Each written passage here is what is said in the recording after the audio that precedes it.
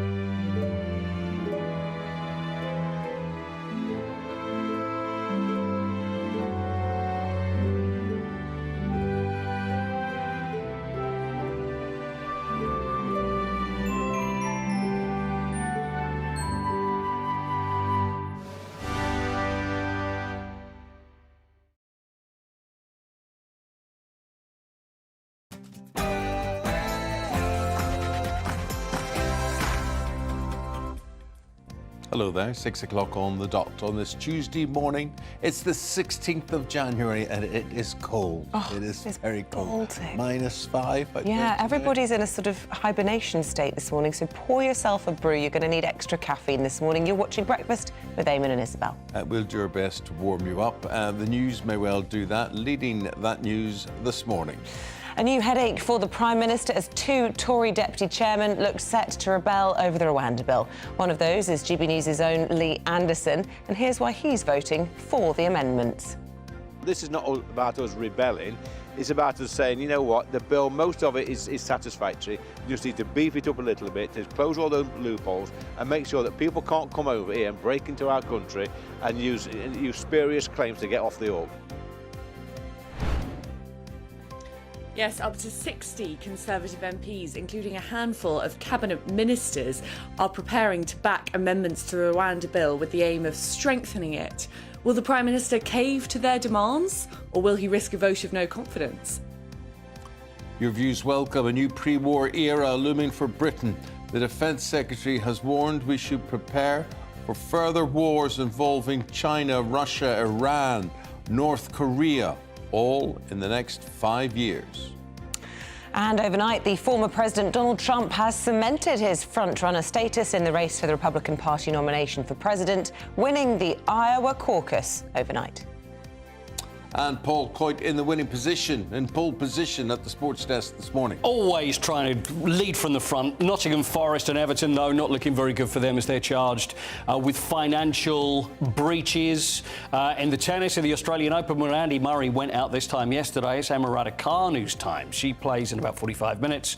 And also the FIFA Football Awards we'll talk about as well. Andy was a bit emotional there, sort of more or less conceding that probably is his last time. It's got to be, hasn't it? It's got to be. This is almost like the farewell tour now. The interesting things, you've got the US Open, which is after Wimbledon, but I would imagine Wimbledon would be the last hurrah, wouldn't it? Yeah. You'd think so. Finish at home. Yeah, nice it's time to be done.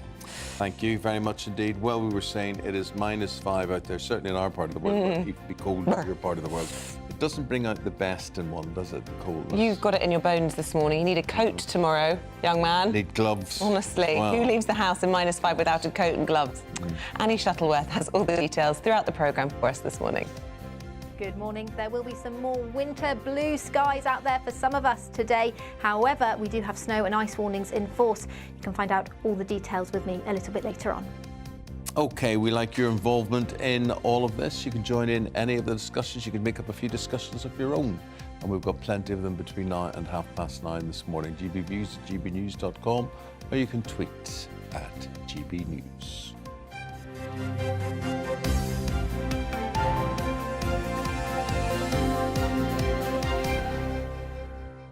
A little something to cheer you up this morning. You'll be aware that we launched recently the Great British Giveaway. Well, we have now our first winner. And that is? Phil from West Yorkshire. He was selected. He doesn't seem to have a surname, but fair enough. Does he not have a surname? I'm sure he has one. We don't seem to have it. He's the first ever winner. A man called Phil from West Yorkshire. That probably doesn't reduce it down a lot, but anyway. Well, guess what he's won? He's taking home £10,000 in cash, a brand new iPhone 15 and £500 to spend in the store of his choice. OK.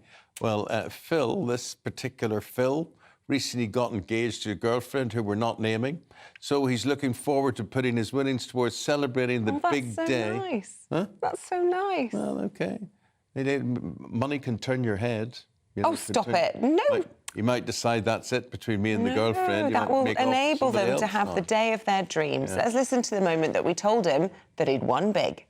I've got some really good news for you.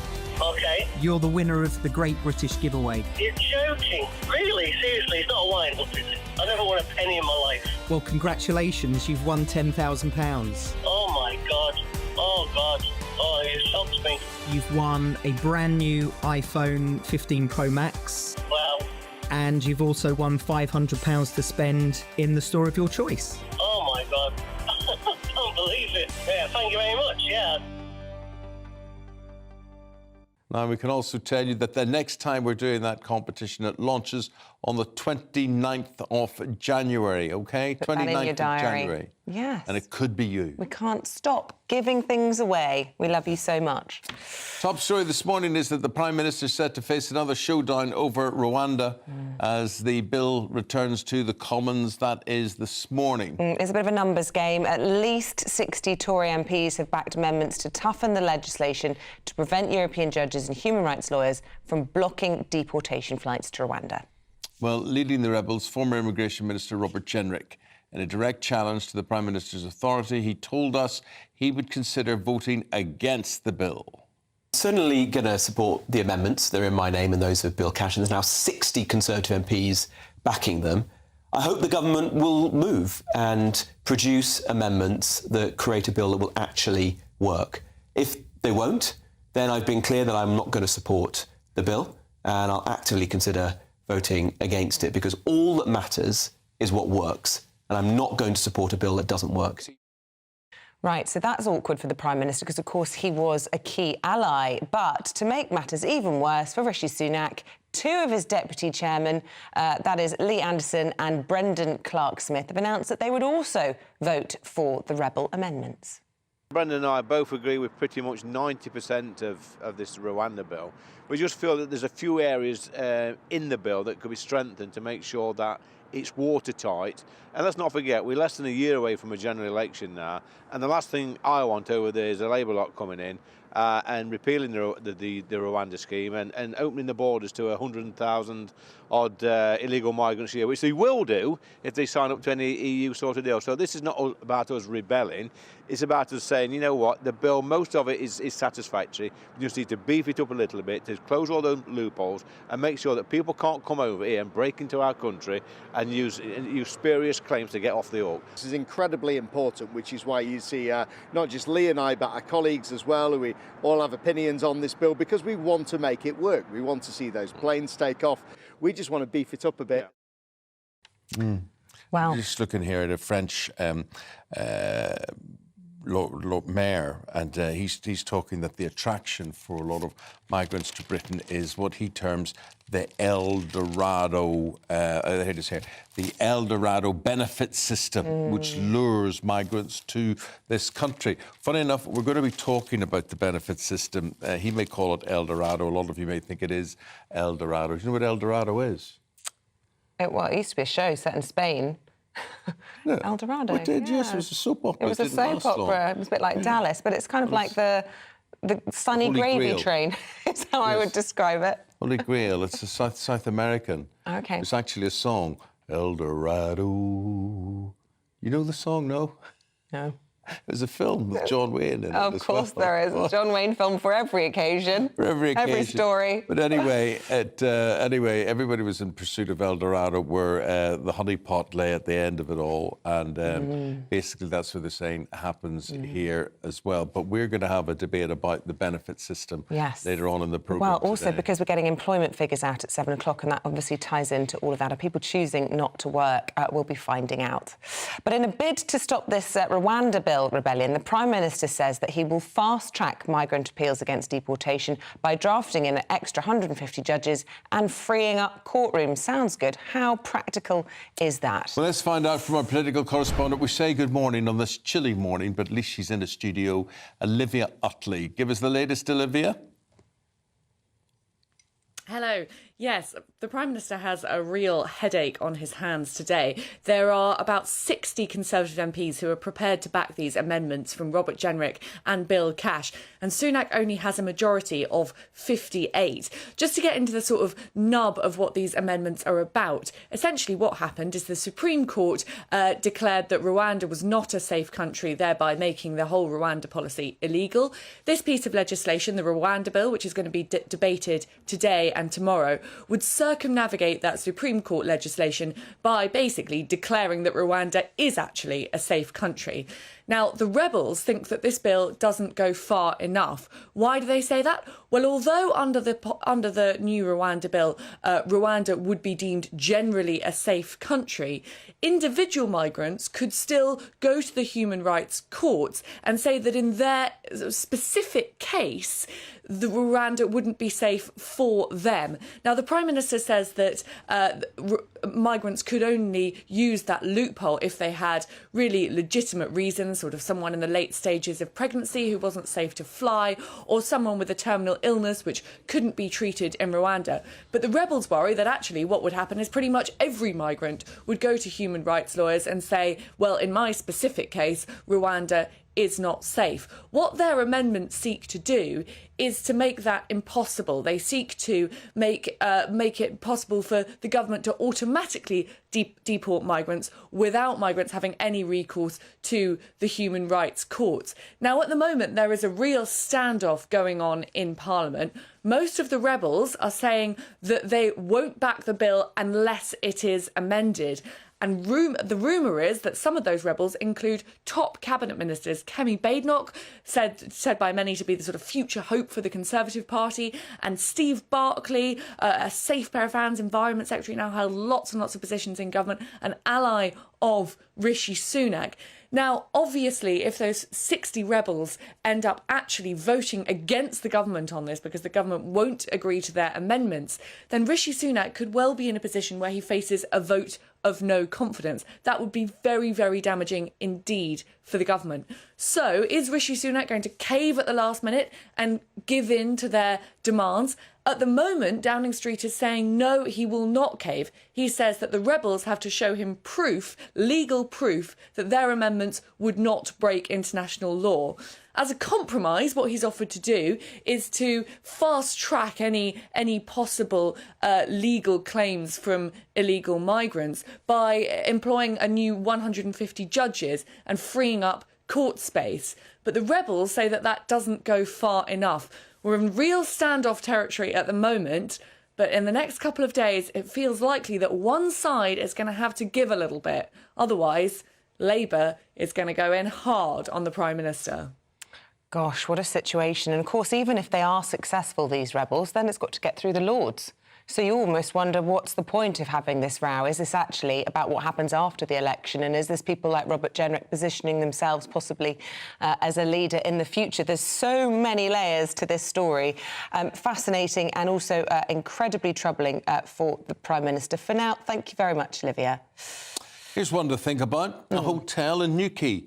It's launched a groundbreaking scheme where anyone who's out and about, so if you find yourself out, can't find your way home in UK of an evening and you feel vulnerable, you can be directed to a safe space where you can seek refuge and call for help. Well, the scheme is being rolled out across the whole of Newquay with the aim of turning it into the country's first safe space, safe town. And our South West of England reporter Jeff Moody went to find out more. Meet Oleg Ignatiev, owner of the Newquay Beach Hotel, creator of the town's fledgling Safe Space initiative.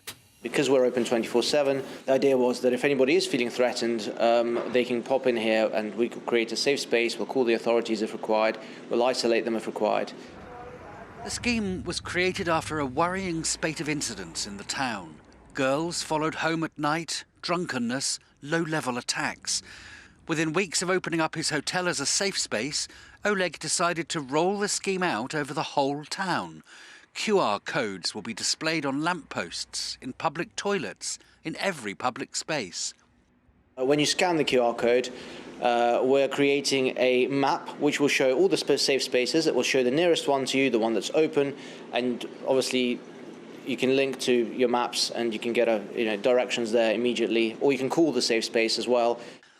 Once in a safe space, whether it be a bar, a hotel or a cab office, specially trained staff can help to isolate the vulnerable, offer assistance and call the police if need be. The community is getting behind the project. Next step, to enlist as many other businesses as possible who can open their doors at night to create a network of safe spaces. Mark Warren is Newquay's Business Improvement District Manager. We're looking at we're about to start recruiting businesses that want to get involved. But it is a simple scheme.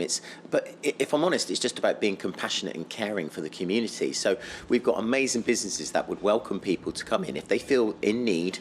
And we're talking about that vulnerable moment when you're in a town centre, or you're walking through and you feel a little bit awkward. Maybe you need to make a phone call to mum to pick you up, or more importantly, maybe we need to speak to the police. But it's just having somewhere and somebody that would care. Last year, Newquay hit the headlines after a hotel in the town opened its doors to asylum seekers, leaving the community divided, angry, and with a feeling that things weren't as safe as they were before. Now the council is on board, as are the police. The hope is enough businesses sign up so there are safe spaces throughout the town, and eventually to create a business model that can be rolled out across other towns and cities across the UK. Jeff Moody, GB News. Wow. What do you make of that? What do you make of that? Well, I think it's great if you can make a place feel safer. I mean, lots of people need safe spaces. I haven't got a problem with it. I'm just not sure who it's for. If it's for people who are vulnerable, people who are homeless, people who maybe have substance addiction or whatever, or people who just find themselves between places of an evening. And if they do, why is it your responsibility to look after them? Then why aren't they looking after themselves? Or it is your responsibility. It's very much our responsibility as a community to look after people, or not. I do think it's, whatever it is, it's certainly groundbreaking. It's different. Your views very welcome. gbviews at gbnews.com, particularly if you're in Newquay. Get you on the phone today and we'll talk about this one. Now, war.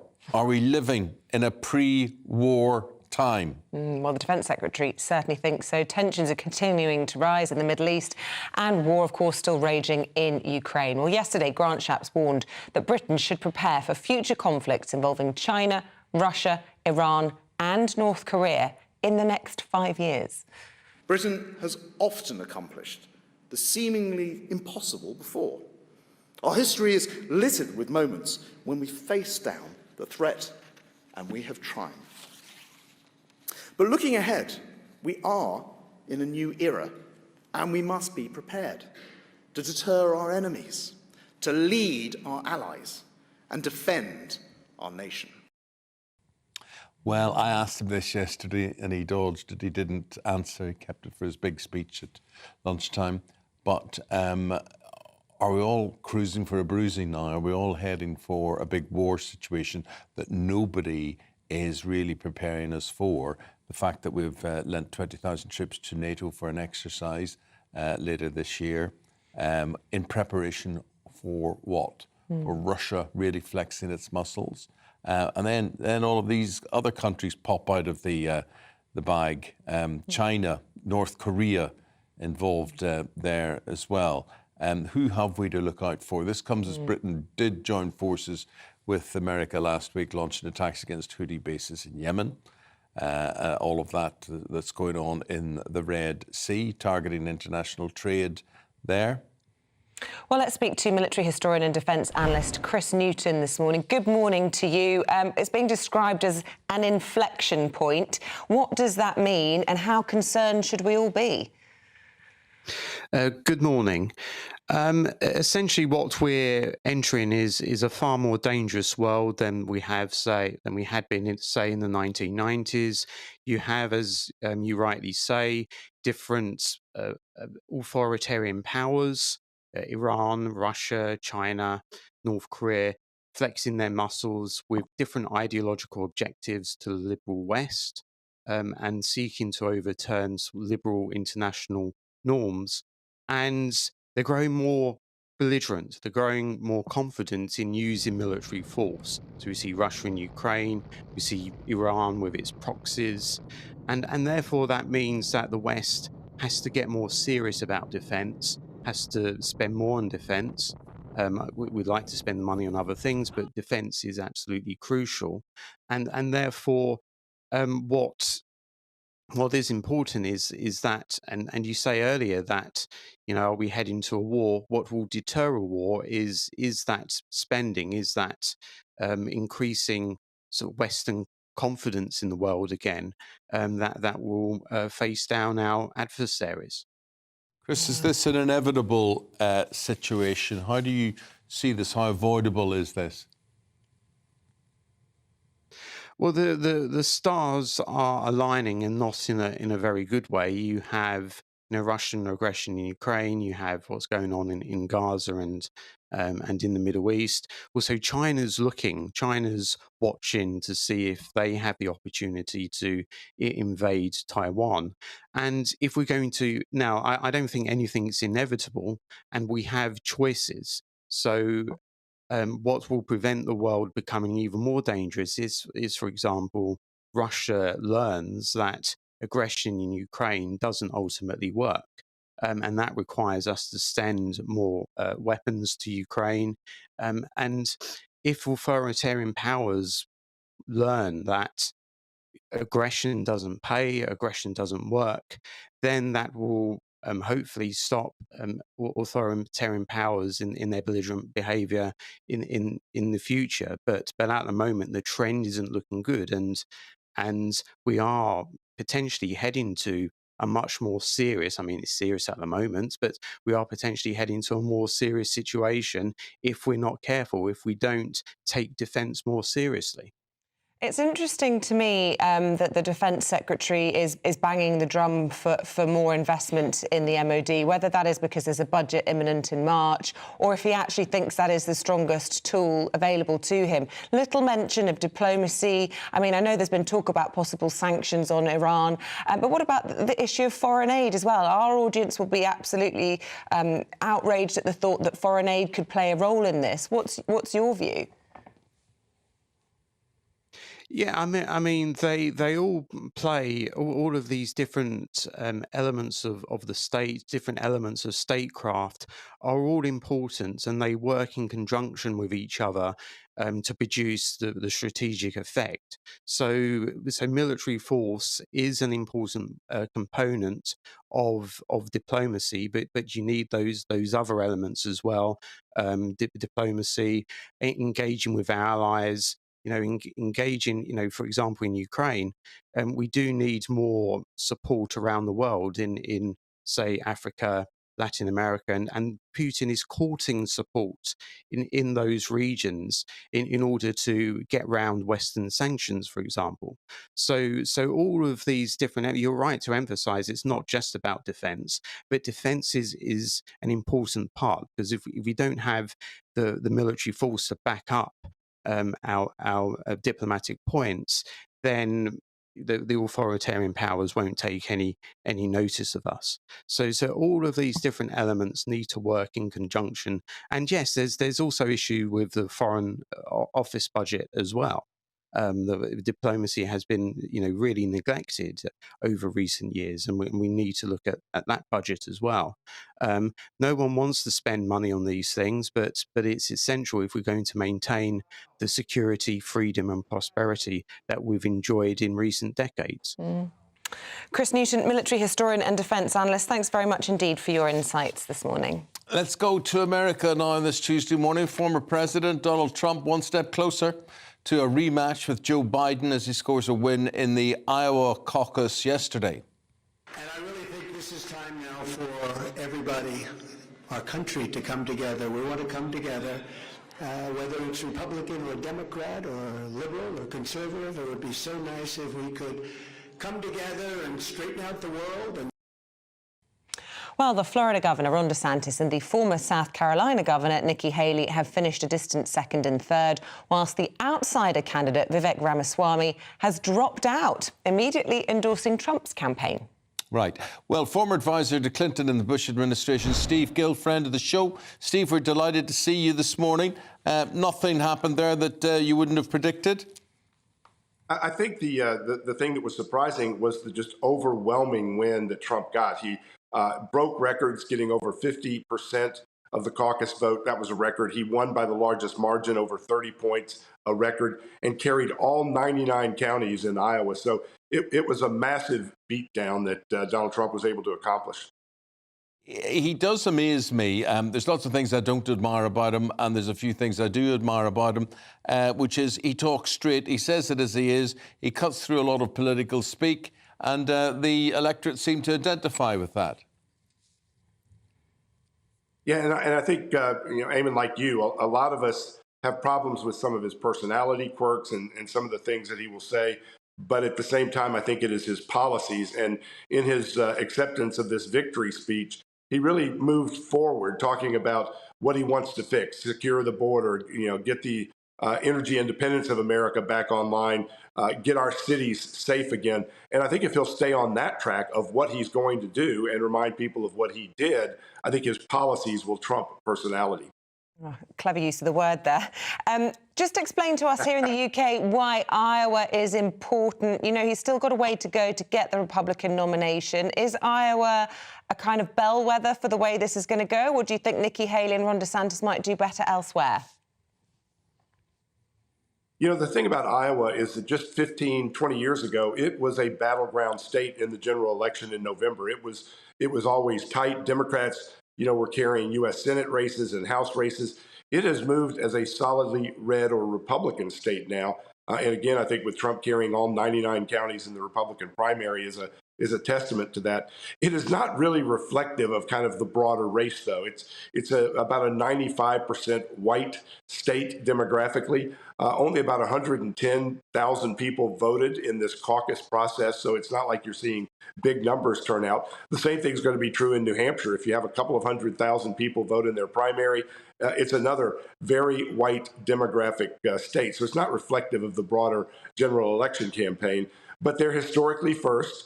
They do accomplish the purpose of winnowing the field down. And the Democrats right now, all they can do is iterate over and over again. Trump is bad. Trump is evil. He'll destroy democracy. And that's clearly not working in Iowa. It won't work in New Hampshire. And I don't think it's going to work as we move forward either. They're going to have to come up with a better way to stop Trump than just repeat the ad nauseum reiteration of he's evil, he's bad, when people just don't always see that. He may be destroying democracy, Steve, but he may preserve the world.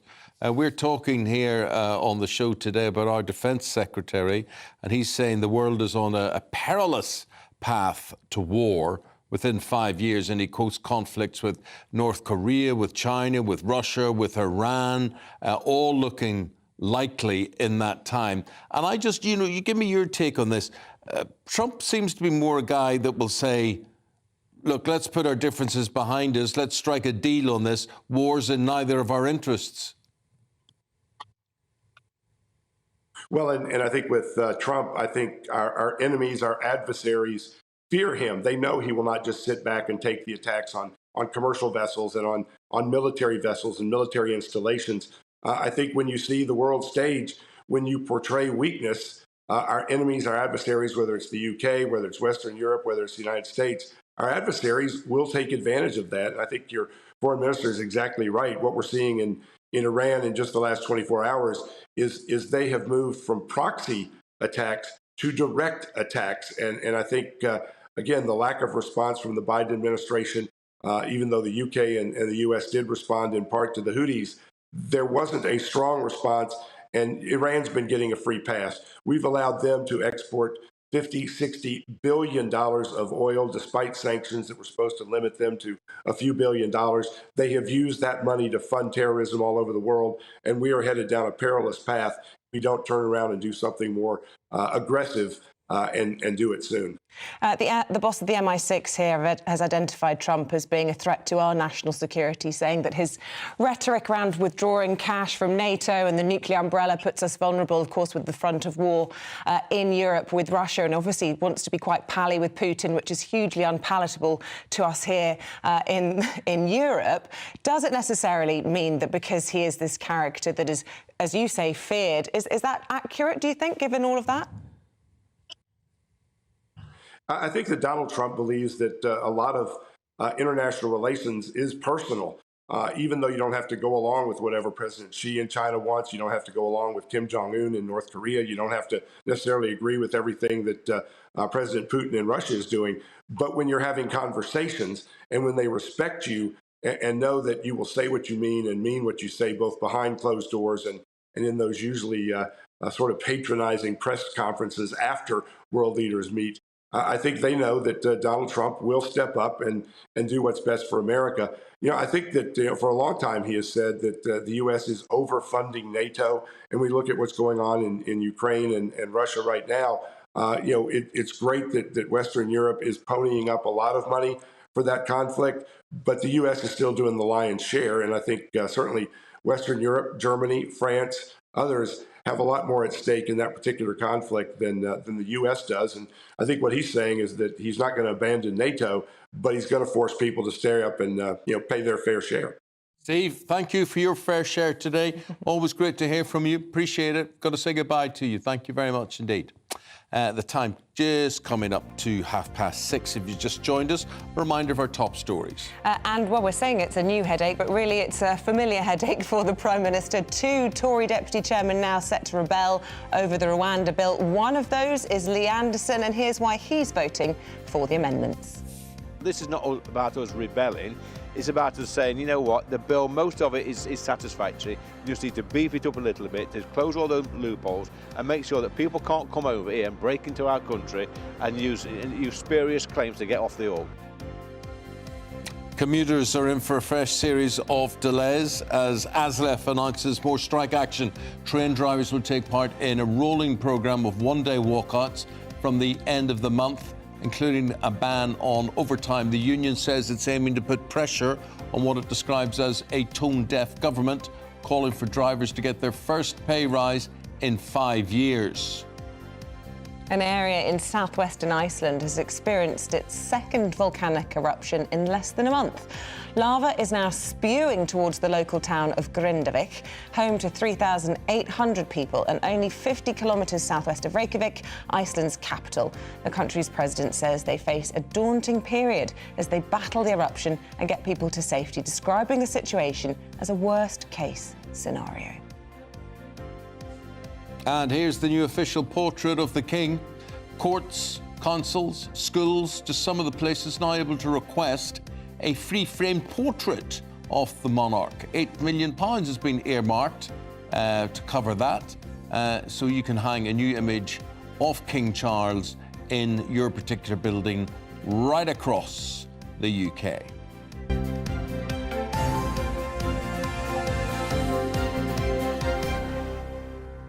Very lovely picture it is too, I think. It is. Really, really nice. And I think that's a good idea because in America, you always go into buildings and there are pictures of the president, whoever the president is at that time, hung there. So what do you think of that one? I think that's a good idea. It's a lovely picture. And you know what? That picture will go around the world. It'll be everywhere in the Commonwealth as well.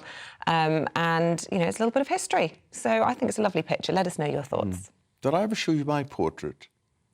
Do you know what? Every time you phone me on my phone, for some reason, the portrait of you that you have hanging pops up as your picture on my phone. So I see it at least twice a day. People want to paint me.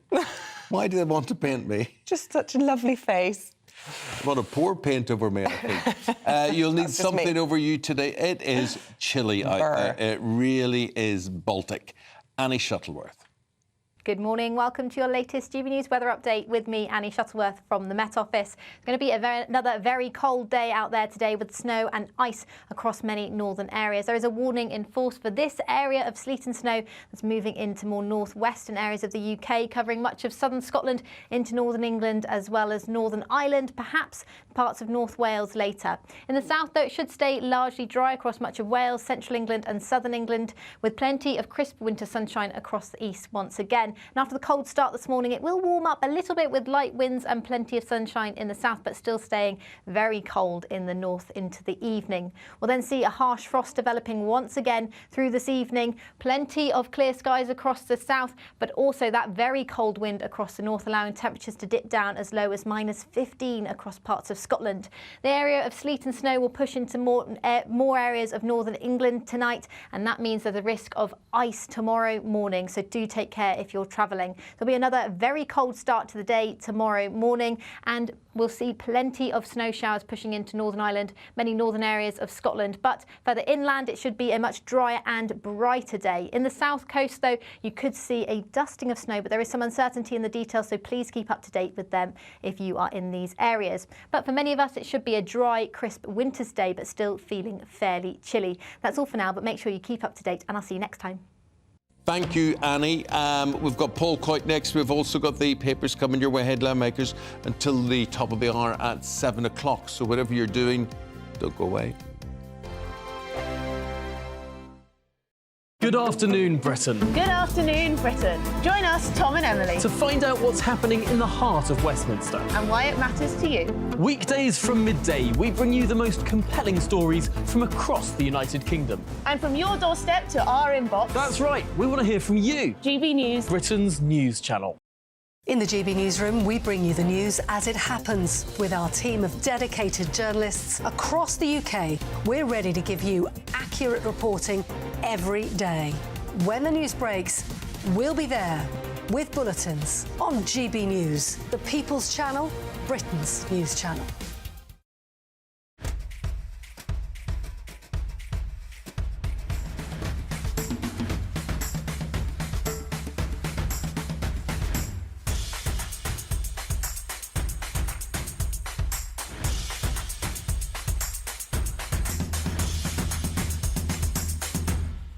Tired of the usual focus-tested, pre-prepared Westminster runaround? Well, so am I. So you want higher taxes? Is your department to blame for this? Are you rethinking this policy? Every Sunday at 9:30, I'll be sitting down with those in power to get the truth about the issues affecting you. Let's be honest, we've known about the cost pressures of this project for years, not months. That's the Camilla Tominey Show, a politics show with personality. On GB News, the People's Channel, Britain's news channel. I think the most exciting bit for me is talking to people. People who I think are ignored often by the major news channels. We're going to give news they want to hear. There's a voice there that needs to be heard. I think there's a chance here for a diversity of opinion to be expressed, which you don't find elsewhere. It's really exciting. We don't hold back. We're free to say how decisions that are taken here affect us all around the country. Only on GB News, the People's Channel, Britain's news channel.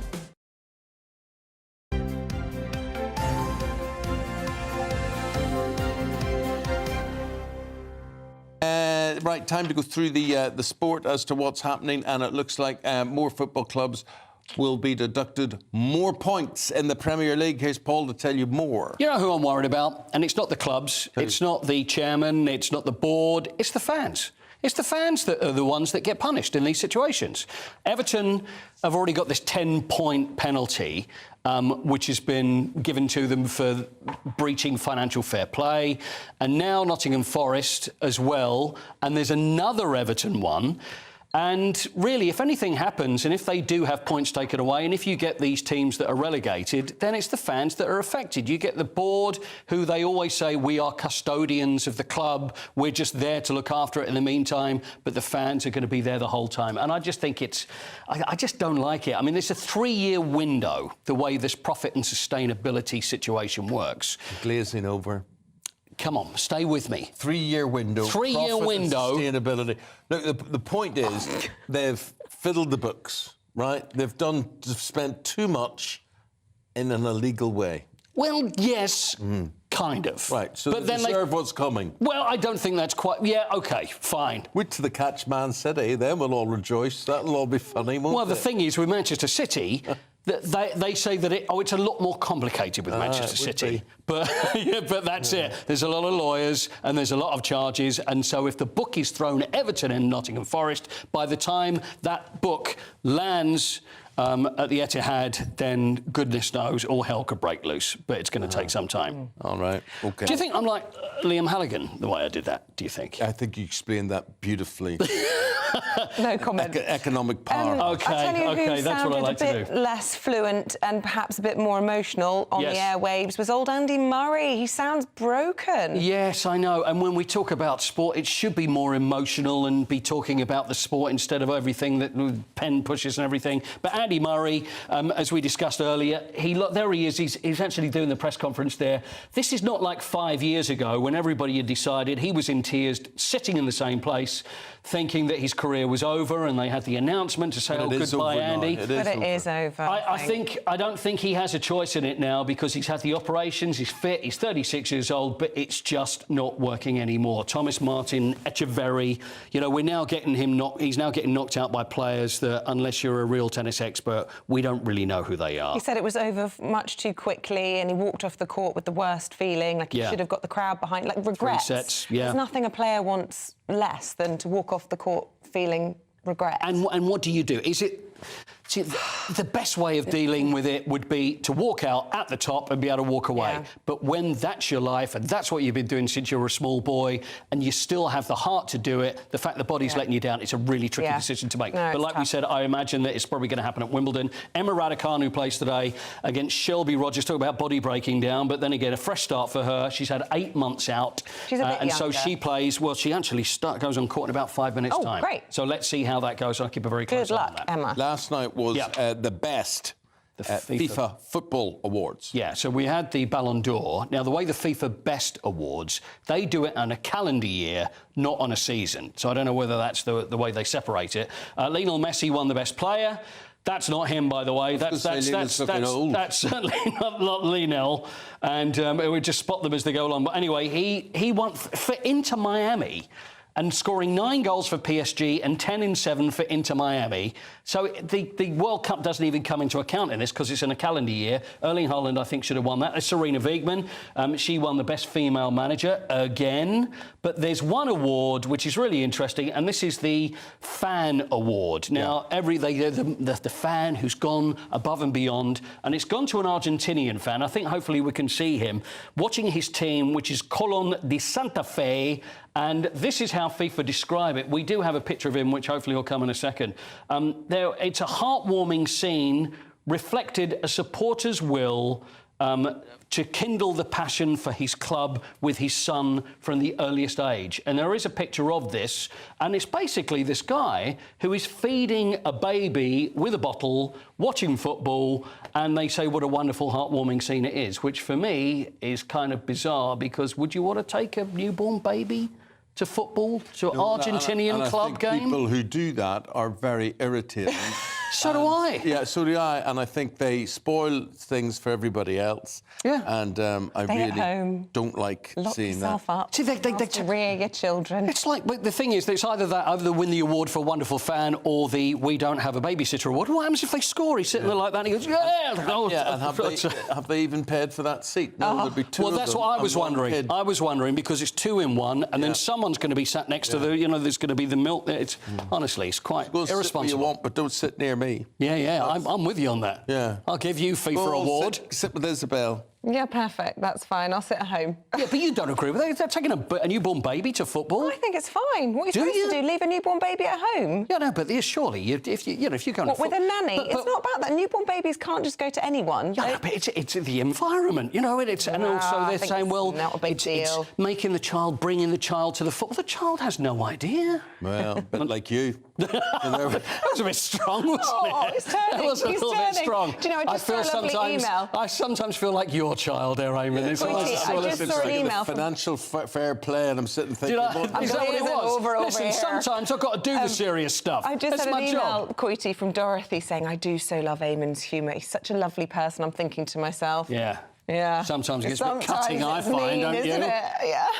Well, just can't stand the heat. Get out of the kitchen. Okay, thank you. That's where I go. Yeah. Right, tea. What do you have for tea? I feel very strongly about the tea. As a tea. Now, Gloria Hunniford, my friend Gloria Hunniford. I love Gloria. She loves PG tips. Yeah. So she does, right? I like a decaf Earl Grey. What? Or a Rooibos, a Red Bush, the South African stuff. Yeah, weird. I knew you were all going to be rolling your eyes now. What tea do you like? We're going to be talking that and much more headline makers right after this. Your face.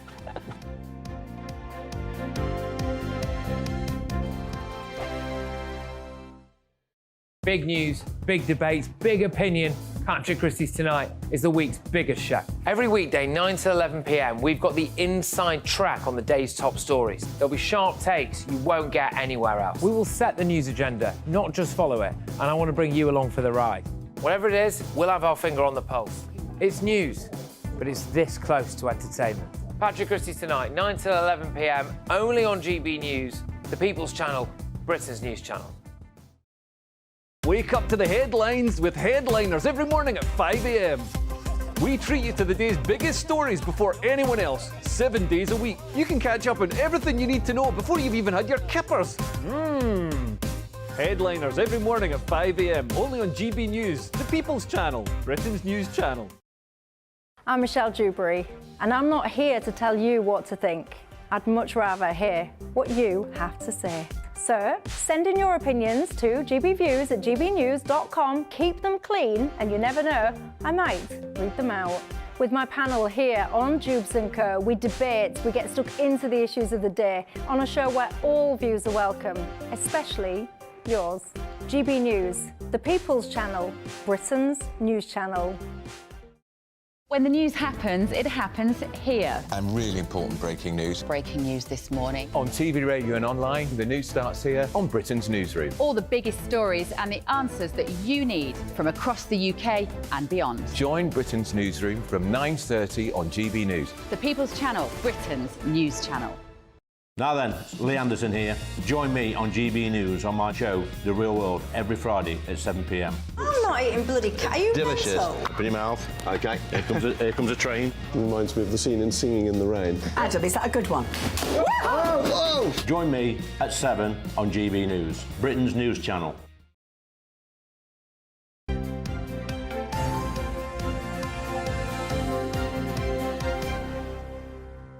Welcome back.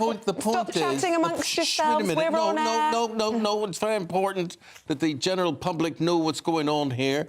The Defence Secretary saying we're all going to hell in a handcart. It's going to be wars. There will be. Us and Iran and us and China and us and Russia and us and we're picking a fight with everybody, or everybody's picking a fight with us. So Claire's getting very upset with all of this. Do you think this is likely, or do you think this is not likely, Claire?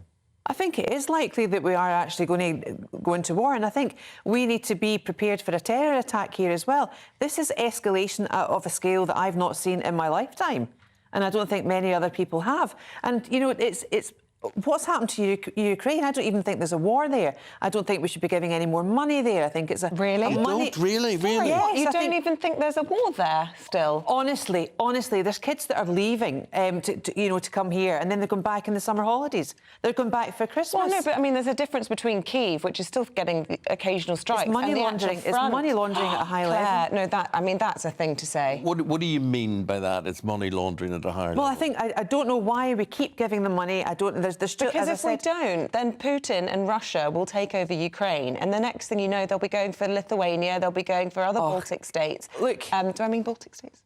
Yes, Baltic states, and then we're all under threat from Putin. I mean, we're under threat because we keep putting ourselves in positions that make it threatening. I mean, I don't even think we should be involved in Gaza either. Just let the Israelis get on with it. But the tragedy that's happening in Yemen is absolutely awful, and that is been on the cards. This is strategy at a very high scale as well that we've never seen. Now, you see, Alex, I'm fascinated by my friend Claire here, who, in truth, would start a fight in an empty room. There she is saying, look, let's just leave them all to it. You know, there's a good case for that. I mean, what, are we the world police all of a sudden? I mean, you know, I don't necessarily disagree with everything Claire's saying. I do think we are gearing up for a war that is on a scale that I can't fathom in the Middle East. I mean, we're talking about, I mean, how are we going to patrol these shipping lanes every single day of the year with an enemy that's got small weapons that cost barely anything? We're spending half a billion sometimes on a missile to take out a drone. Well, what's the alternative, Alex? Because then you have a huge problem with supply chains, and actually the only time we ever really care.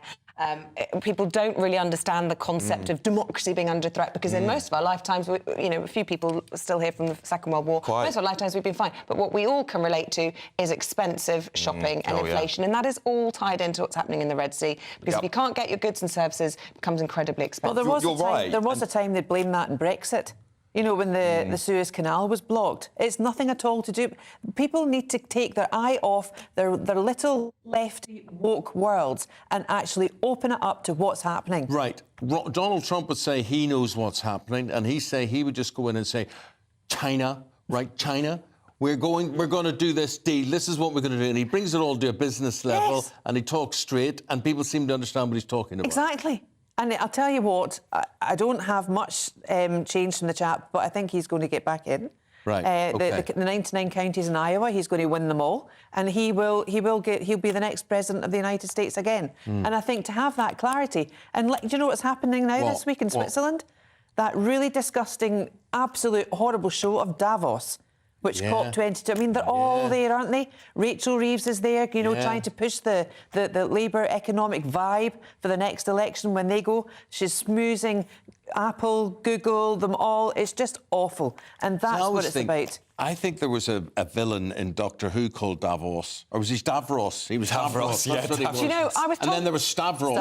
And Kojak. It's like the movies are becoming reality, isn't it? You can't make it up. It sounds like the name of a Bond villain, Davos. It does, doesn't it? Yeah. I think the public get really angry about this because it feels so elitist, and it is elitist to a certain extent because it's not transparently open to us. So I think that's where that comes from, and they should really do a better job of trying to make that more open to the general public if they are worried about their perception, which I think they should be worried about. WS should be worried about their perception globally, if I'm being honest with you. But, you know, we talk about Donald Trump. I mean, you know, he's just won a landslide, a record-breaking victory in Iowa. And Iowa used to be a swing state. Well, let's be clear, because this is a caucus. This isn't a battle against the Democrats. Correct. This is just trying to get the Republican nomination. So this isn't to say that Iowa will swing red. This is just to say, in this particular state, only 110,000 people voted, and he had a bit of a landslide. Well, it's likely that Iowa will be a red state. It has been a red state for the last two elections, which traditionally... It's been a swing state for a long time, but it's not really anymore. It is actually becoming a Republican state now. But you know, I think it's showing that at least in the Republican base, he's winning over 50% of the vote there, over 50%, which I think you'll probably see replicated in similar states, which are mostly 95% white states. You'll see Trump having landslides in those against his competitors, at least for now. Well, he hasn't gone away. Yeah. Now, Her Majesty the Queen, Queen Elizabeth II, we're talking about here. We've got a big story, big exclusive in the Mail today, Claire, and they're saying the Queen said to one of her aides, I don't own the palaces, I don't own the paintings, only my name. And now they have taken even that. Who or what was she talking about? This is from Robert Hardman's new biography of the royal family that's coming out on Thursday. And the aides are talking about the past Queen, Queen Elizabeth, and they're talking about the fact Harry and Meghan calling their daughter Lilibet. It's alleged that Harry and Meghan had...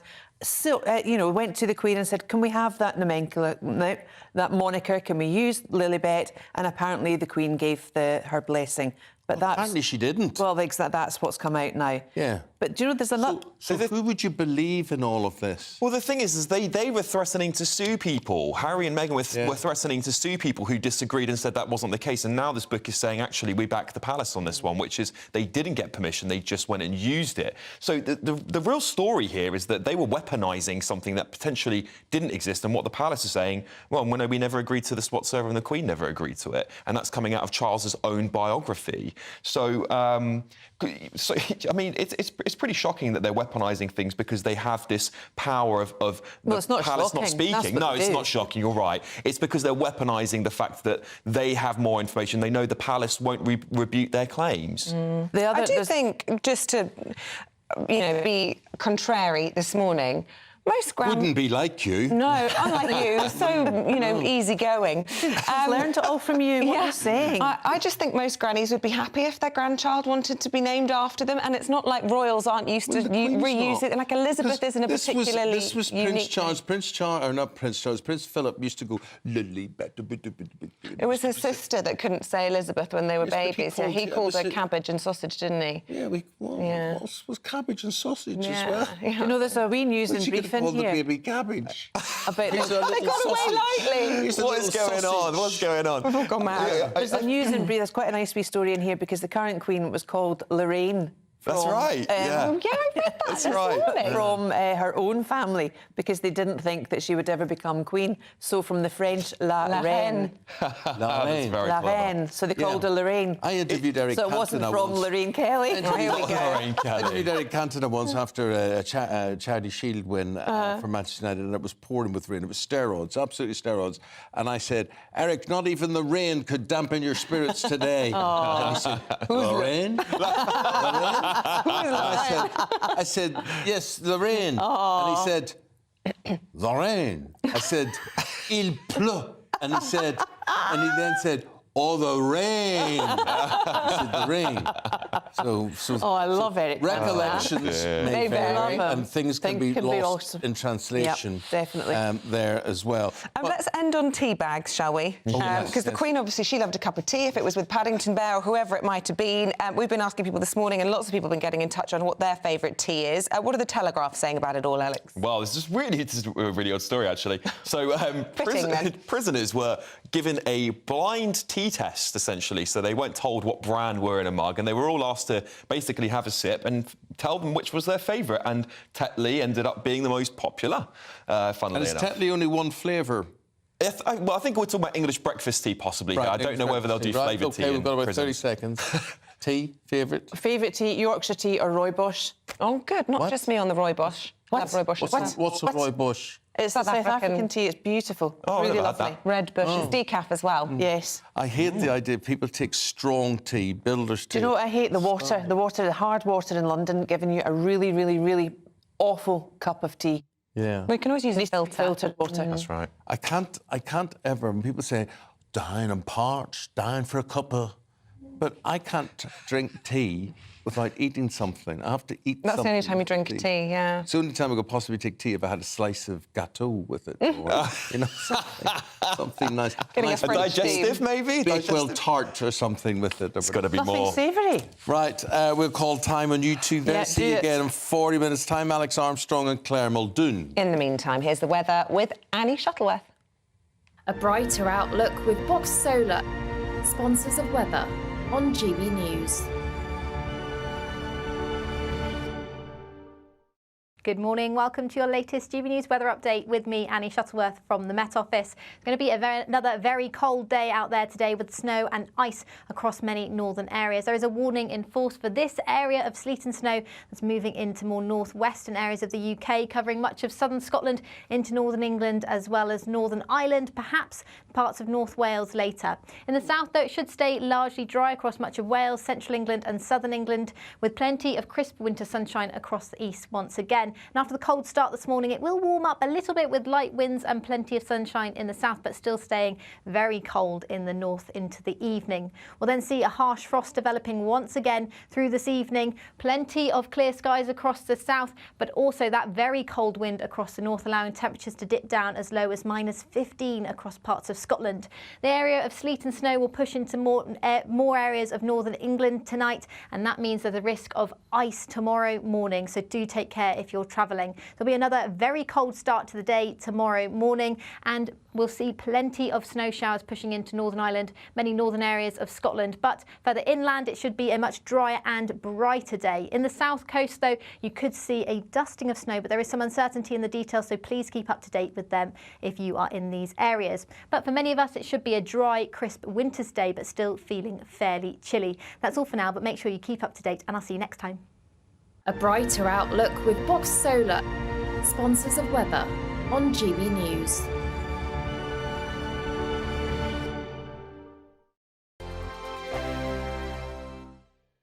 Good afternoon, Britain. Good afternoon, Britain. Join us, Tom and Emily, To find out what's happening in the heart of Westminster. and why it matters to you. Weekdays from midday, we bring you the most compelling stories from across the United Kingdom. And from your doorstep to our inbox. That's right, we want to hear from you. GB News, Britain's news channel. Have a great Saturday night with me, Leo Carson, this Saturday Night Showdown. It's a crazy world out there, so come and make fun of it with me, my panel of comedians, and a couple of people who actually know what they're talking about. This Saturday Night Showdown is your front row ticket to the clown show every Saturday, only on GB News, the People's Channel, Britain's news channel. GB News, unlike other broadcasters, isn't obsessed with the London-Westminster bubble. We think there's a nation beyond the M25, and that's why we talk about the issues that matter across the land. Join me on State of the Nation, 8 to 9 o'clock, Monday to Thursday, on GB News. Daisy's listening, and you should too. Your weekend starts here with Friday Night Live with me, Mark Dolan, 8 till 9 on GB News. Big stories, big guests, and big laughs as we get you ready for a cracking weekend. That's Friday Night Live with Mark Dolan, Fridays 8 till 9 on GB News. Bring your own drinks, the admission's free. In the GB Newsroom, we bring you the news as it happens. With our team of dedicated journalists across the UK, we're ready to give you accurate reporting every day. When the news breaks, we'll be there with bulletins on GB News, the People's Channel, Britain's news channel. Wake up to the headlines with headliners every morning at 5 a.m. We treat you to the day's biggest stories before anyone else, 7 days a week. You can catch up on everything you need to know before you've even had your kippers. Headliners every morning at 5 a.m. only on GB News, the People's Channel, Britain's news channel.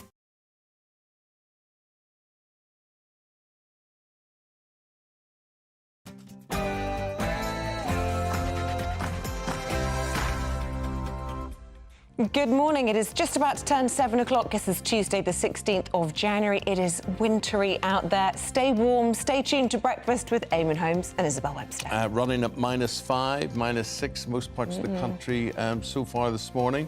Our news is much hotter than that, and leading that news this morning. A new headache for the Prime Minister as 2 Tory deputy chairmen look set to rebel over the Rwanda bill. One of those is GB News' own Lee Anderson, and here's why he is voting for the amendments. This is not all about us rebelling, it's about us saying, you know what, the bill, most of it is satisfactory. We just need to beef it up a little bit, to close all those loopholes and make sure that people can't come over here and break into our country and use spurious claims to get off the hook. Yes, 60 Conservative MPs, including a handful of cabinet ministers, are preparing to back amendments to the Rwanda bill. Will Rishi Sunak cave to their demands, or will he risk a vote of no confidence? We're in a pre-war era looming for Britain as the Defence Secretary warns we should prepare for further wars involving China, Russia, Iran and North Korea, all in the next 5 years. Former President Donald Trump has cemented his front-runner status in the race for the Republican Party nomination, beating Ron DeSantis and Nikki Haley to win the Iowa caucus overnight.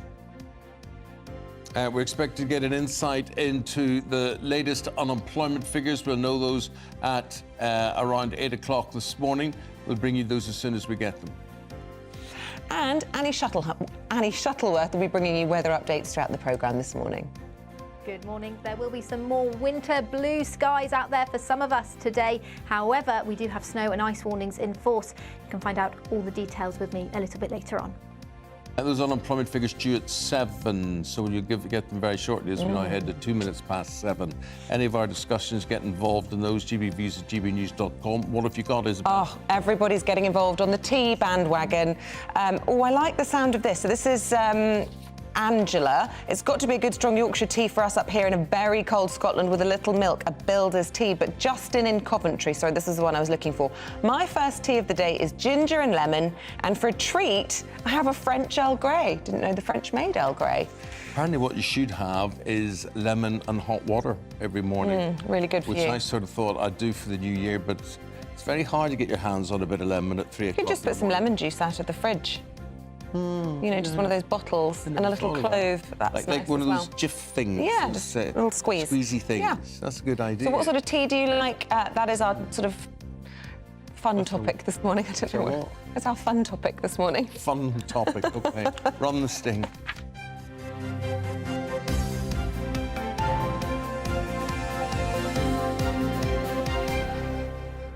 OK, leading for us this morning, the Prime Minister is set to face another showdown over Rwanda as the bill returns to the Commons today. At least 60 Tory MPs have backed amendments to toughen the legislation to prevent European judges and human rights lawyers from blocking deportation flights.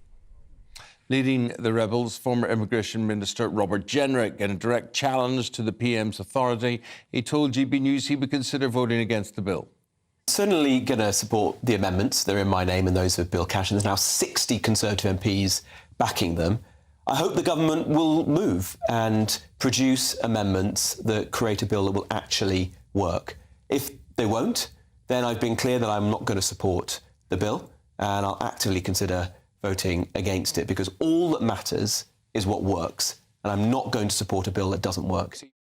Well, to make matters worse for Rishi Sunak, two deputy chairmans of the party, Lee Anderson and Brendan Clark-Smith, have announced that they would vote for the rebel amendments. Brendan and I both agree with pretty much 90% of this Rwanda bill. We just feel that there's a few areas in the bill that could be strengthened to make sure that it's watertight. And let's not forget, we're less than a year away from a general election now, and the last thing I want over there is a Labour lot coming in and repealing the Rwanda scheme and opening the borders to 100,000 odd illegal migrants a year, which they will do if they sign up to any EU sort of deal. So this is not about us rebelling. It's about us saying, you know what, the bill, most of it is satisfactory. We just need to beef it up a little bit, to close all those loopholes and make sure that people can't come over here and break into our country and use spurious claims to get off the hook. This is incredibly important, which is why you see not just Lee and I, but our colleagues as well, who we all have opinions on this bill, because we want to make it work. We want to see those planes take off. We just want to beef it up a bit. And in a bid to stop that rebellion, the Prime Minister is planning to fast-track appeals against deportation by drafting in 150 judges and freeing up courtrooms. Good luck with that well, one. Exactly. All sounds very easy, Olivia Utley. We'll do that. Believe it when I see it, right? Well, that's a key point, I suppose, isn't it, Olivia Utley, that this boils down to trust. He's promising all of these solutions, but actually, do these rebels believe them? Well, absolutely, Isabel. It is a question of trust. Essentially, the crux of the problem is that the Rwanda legislation declares that Rwanda is generally a safe country, but the rebels are worried that what will happen is that in specific circumstances, migrants will still be able to appeal to the European Court of Human Rights and other human rights lawyers in the UK and say that in their own personal circumstances, deportation to Rwanda will be unsafe. The Prime Minister has said time and time again that there are only very, very limited ways that a migrant could use that loophole. He says that the loophole will only sort of apply to those who are in the later stages of pregnancy or with a terminal illness that couldn't be treated in Rwanda. But essentially, the rebels just don't believe him. This is all a bit reminiscent of the final days of Theresa May's premiership, when she was promising all sorts about Brexit, but the rebels on her backbenches just didn't believe her.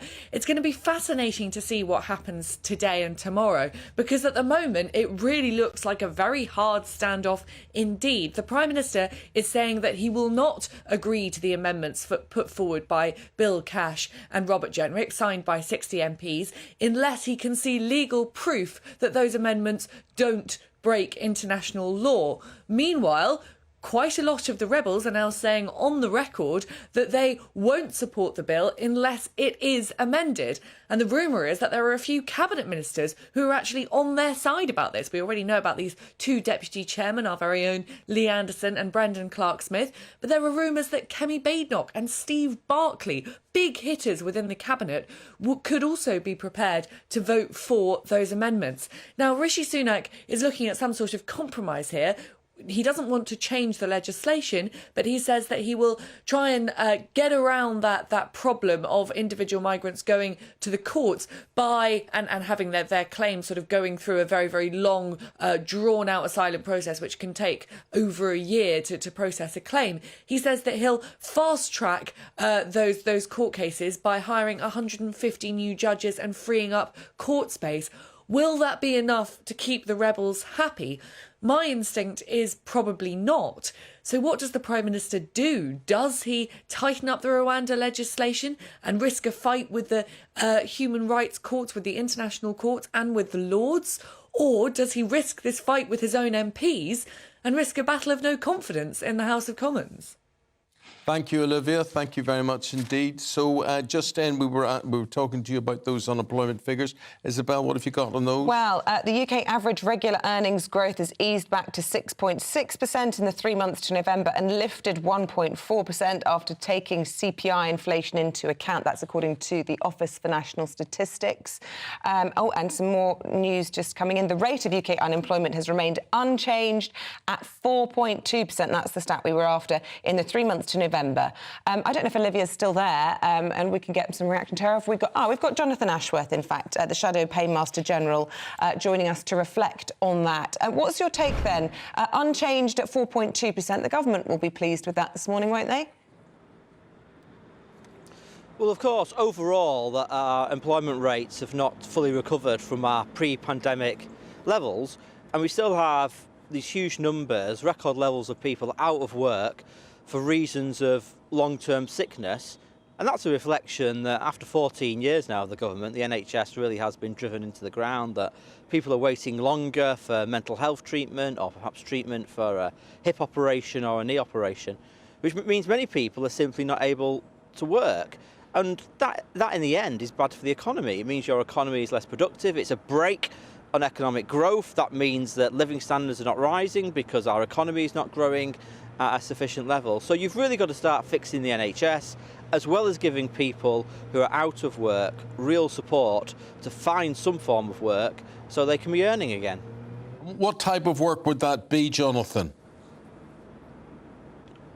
Well, look, I mean, some people who are currently out of work for reasons of sickness or perhaps disability, in a world of where there's greater working from home flexibility, where there's greater use of digital data technology, there are some types of work that people could be prepared to do. I mean, we all know that the world of work is not what it was years ago when everybody went to a factory or whatever. So there are types of work that some people are able to do. And one of the proposals I put forward was a very significant welfare reform proposal to give people who are on sickness benefits, if they try out returning to the workplace, and it doesn't work out for whatever reason, then there is a path back to claiming their sickness benefit. But the reason I propose that is because a lot of people, once they move on to the sickness or the disability benefit regime, are reluctant to leave it.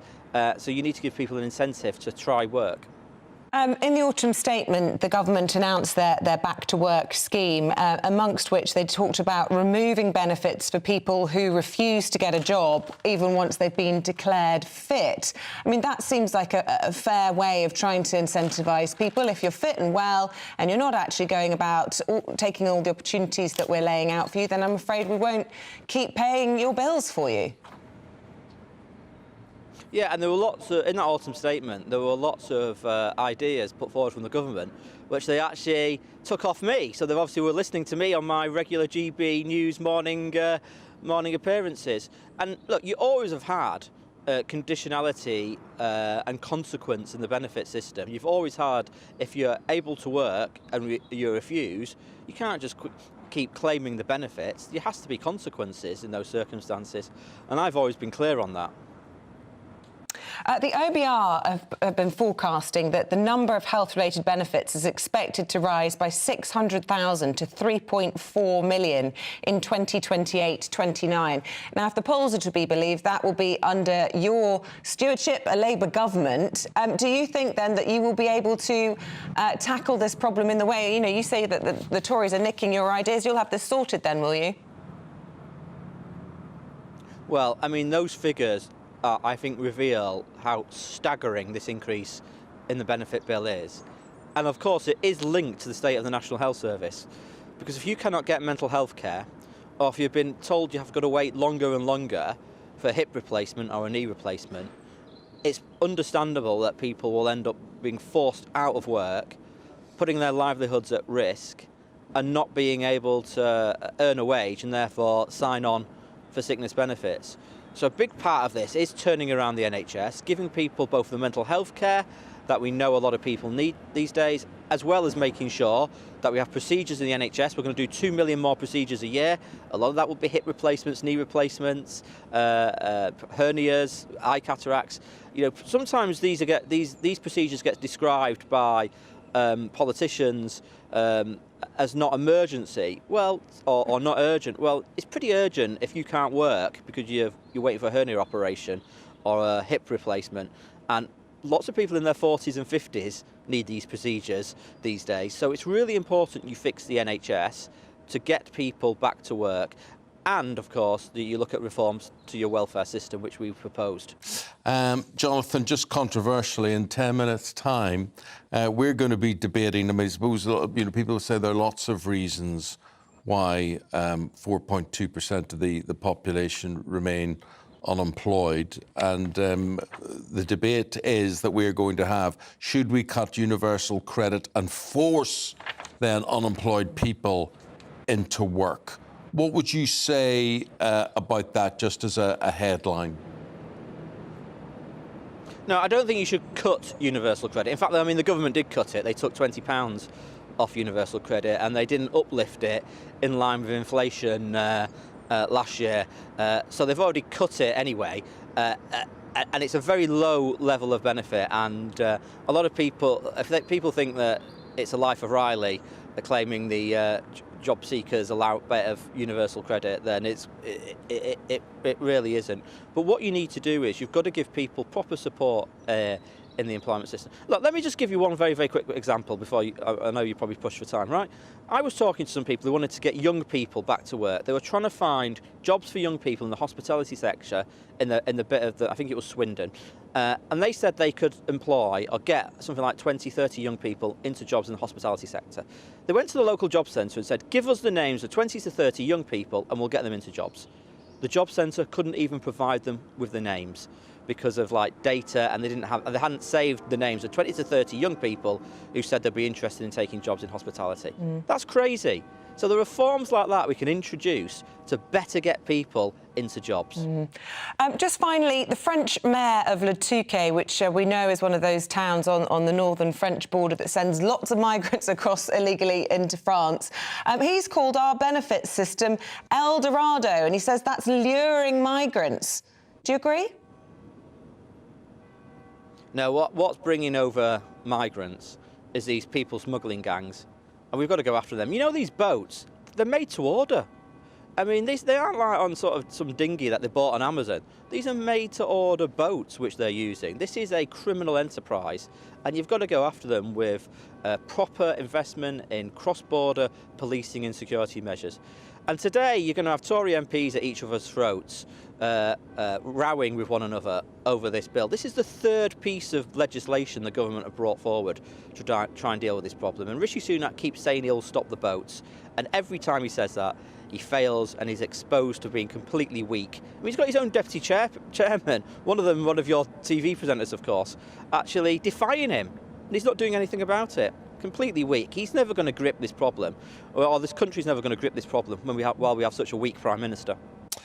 You're certainly not weak. Well, before I say goodbye to you, just want to use you as a thermometer out there and tell us the cold. Just how cold is it where you are, mate?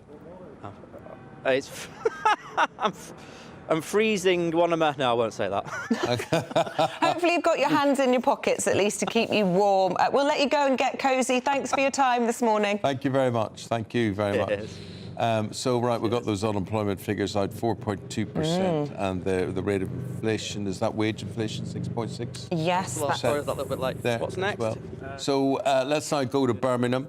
Jack Carson there for us this morning on what has been termed Benefit Street, Birmingham's Benefit Street, for reaction to those latest figures. Jack, over to you.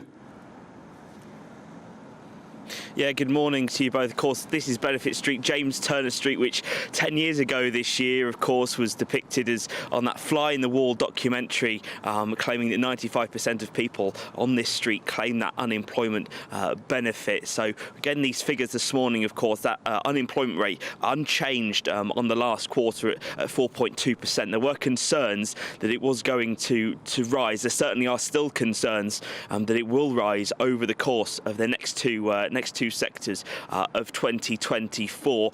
So with a little bit of a boost, of course, in employment around December, when extra people get taken on, of course, for around the Christmas period in the hospitality sector. We know the service sector also had a good last sector in 2023, and the unemployment rate rising by 0.1%. Around 49,000 vacancies have been filled in the period over the last 3 months. So better news, of course, that some people are getting back into work, although not serious rises. Still are only around 76% of people in the UK, of course, employed. That unemployment rate still stagnant. So there's still obviously some work in the schemes that the government might put forward, of course, to try and get that down. Now, one of them, as you were hearing there, of course, about that government back to work scheme around changing the way that the benefit system works, changing the way that people claim benefits over the course of 18 months, making sure that they are, of course, the government say, doing everything to try and find work, to seek out those opportunities, to make sure that they're not claiming that benefit without looking for work. Now, here in Birmingham particularly, we know around 64,000 people claim benefits in this city. Of course, it was hit very hard in the financial crisis, and those claims have risen about 3,000 or 4,000 in the last few years. The pandemic really having an impact on people, of course, looking for work in this city. But positive news that employment has gone up by just 0.1%, but that unemployment rate staying at 4.2% this morning. Okay, Jack, thanks very much indeed. Right, my producer's telling me something about Elton John. What are you telling me? We've got a bulletin about him in a minute. He's won some Emmys overnight. He's got what? He's won some Emmys overnight. Oh, very good. Let's find out. Here we go. Well, here's some of the other stories coming into the newsroom this morning. And commuters are in for a fresh series of delays as the ASLEF union announces more strike action. Train drivers will take part in a rolling programme of one-day walkouts from the end of the month, including a ban on overtime. The union says it's aiming to put pressure on what it describes as a tone-deaf government, calling for drivers to get their first pay rise in 5 years. OK, let's go back to this area of southwestern Iceland. It's experienced its second volcanic eruption in less than a month. Lava is now heading towards a local town there, home to 3,800 people, Grindavik, which has only 50 kilometres southwest of Reykjavik. The country's president says they face a daunting period as they battle that eruption. And a big night for the iconic British musician Elton John. He won at the Emmy Awards overnight, winning Best Variety Special Live for his concert Elton John Live, Farewell from Dodger Stadium. It means the 76-year-old has become one of those in the elusive group of EGOTs, which means they've won an Emmy, an Oscar, a Tony and a Grammy. And Elton was unable to pick up the award himself due to a recent knee operation. Well done. And there is the new official portrait of the King. Councils, courts, schools, public buildings, just some of the places now able to request a free frame portrait of the monarch. £8 million has been earmarked for a fund there so that you can hang the new image of the King in your particular building right across the country.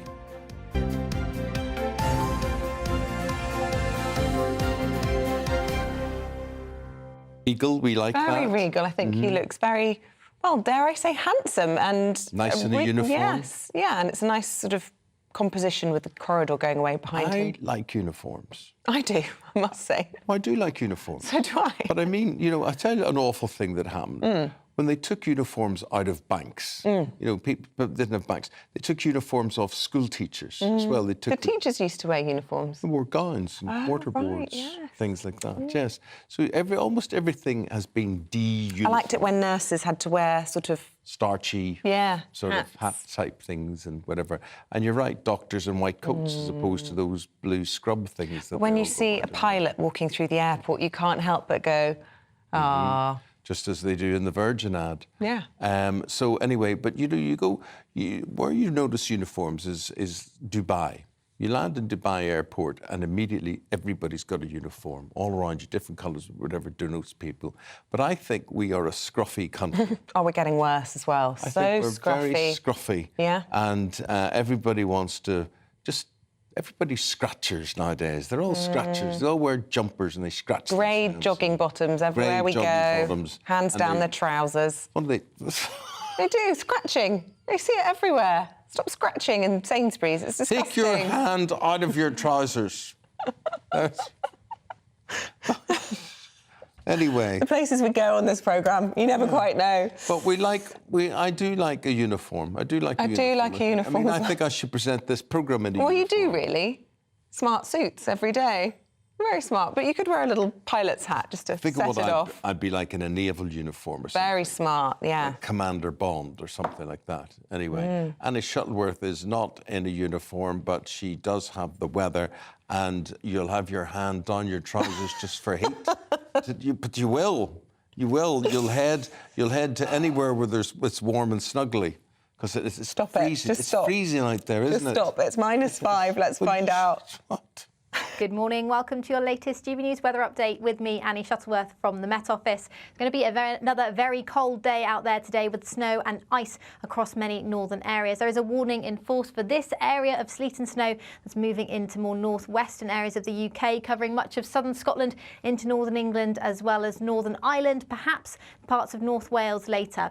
In the south, though, it should stay largely dry across much of Wales, central England and southern England, with plenty of crisp winter sunshine across the east once again. And after the cold start this morning, it will warm up a little bit with light winds and plenty of sunshine in the south, but still staying very cold in the north into the evening. We'll then see a harsh frost developing once again through this evening. Plenty of clear skies across the south, but also that very cold wind across the north, allowing temperatures to dip down as low as -15 across parts of Scotland.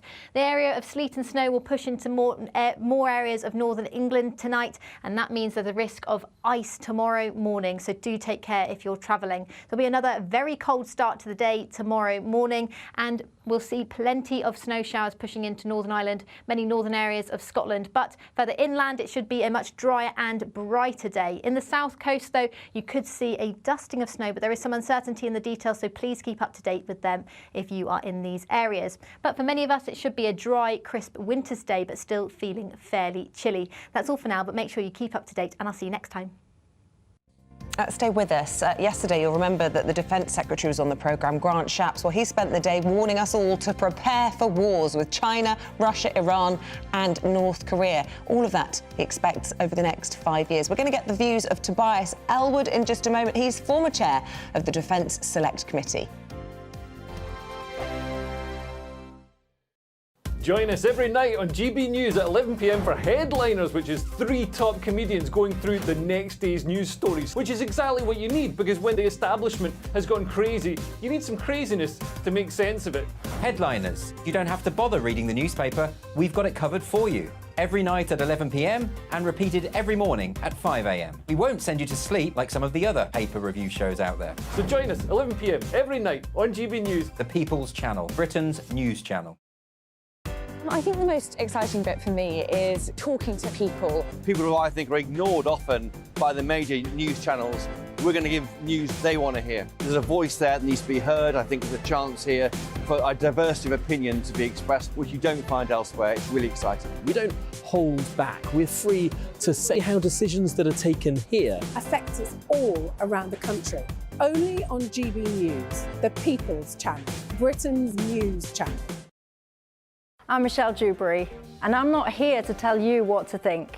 I'd much rather hear what you have to say. So send in your opinions to gbviews@gbnews.com. Keep them clean, and you never know, I might read them out. With my panel here on Jubes & Co, we debate, we get stuck into the issues of the day on a show where all views are welcome, especially yours. GB News, the People's Channel, Britain's news channel. In the GB Newsroom, we bring you the news as it happens. With our team of dedicated journalists across the UK, we're ready to give you accurate reporting every day. When the news breaks, we'll be there with bulletins on GB News, the People's Channel, Britain's news channel. Your weekend starts here with Friday Night Live with me, Mark Dolan, 8 till 9 on GB News. Big stories, big guests and big laughs as we get you ready for a cracking weekend. That's Friday Night Live with Mark Dolan, Fridays 8 till 9 on GB News. Bring your own drinks, the admission's free. Good afternoon, Britain. Good afternoon, Britain. Join us, Tom and Emily, To find out what's happening in the heart of Westminster. and why it matters to you. Weekdays from midday, we bring you the most compelling stories from across the United Kingdom. And from your doorstep to our inbox. That's right, we want to hear from you. GB News, Britain's news channel.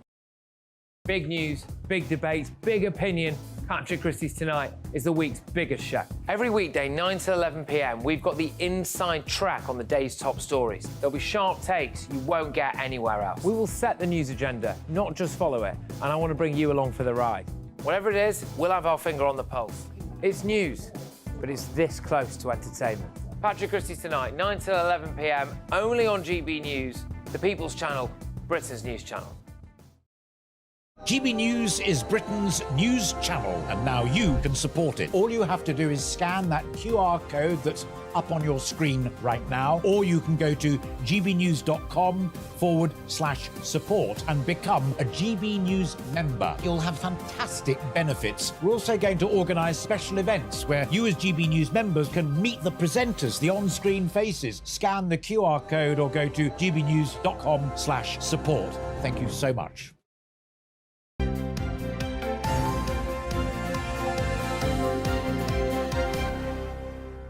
Right, the Defence Secretary Grant Shapps yesterday, well, he's got the whatever scared out of all of us now, because he's telling us we're living in a pre-war era. We've got everything that's going on in the Middle East. You've got what's going on in the Red Sea as well. You've got the war in Ukraine. And he's saying Britain should prepare for future conflicts. And these will involve China, Russia, Iran, North Korea. And this is all going to be in the next 5 years. Britain has often accomplished the seemingly impossible before. Our history is littered with moments when we faced down the threat and we have triumphed.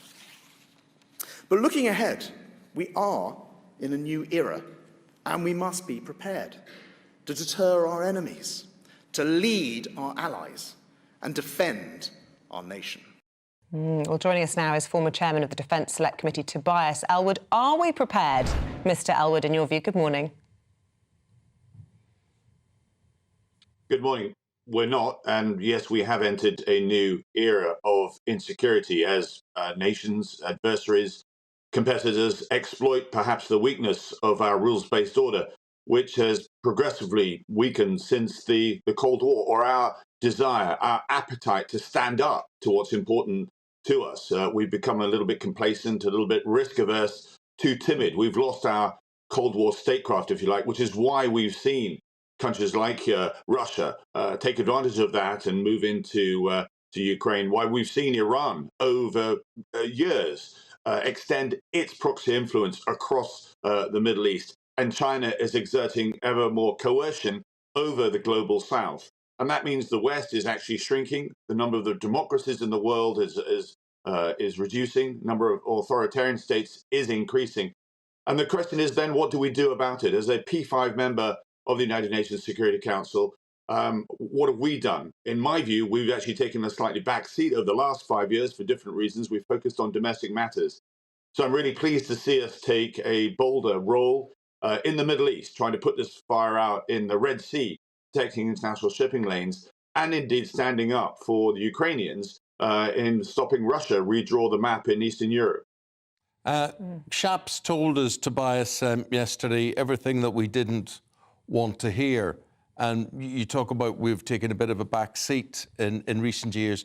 That's because, I put it to you, nobody believed we would ever get to this stage again. Why spend money on defence when it ain't going to happen? We're not going to get involved in wars. There's not going to be conflicts. World War II put an end to all of that. That's why we have Remembrance Sunday and whatever. And goodness me, now it seems quite frightening that you've got the British Defence Secretary saying, look, it's highly likely there'll be conflicts and it's highly likely we're going to be involved in them in the next 5 years. Yeah, that's been the attitude for the last 2 or 3 decades, that our world is generally at peace. We've all embraced globalization. China is going to be a global, responsible international citizen. And we know that isn't happening. We know how dangerous our world is becoming.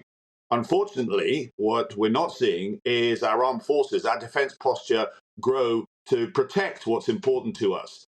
Really interesting to see the name of the task force in the Red Sea to protect international shipping. It's called Operation Prosperity Guardian. And this is underlines the symbiotic relationship between our economy and our security. If those ships that have got gas in them don't get to the UK, then it affects our pockets. It affects the cost of living crisis. If those tankers have to go all the way around Africa, it costs us here. So us investing in defense actually helps us. Likewise with those grain ships getting out of Ukraine.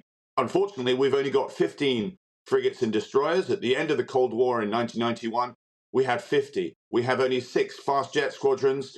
In 1991, we had 36. And our armed forces, army, we had 5 divisions. Then we're down to 1 that can be mobilized. So unfortunately, our defense posture has shrunk as well.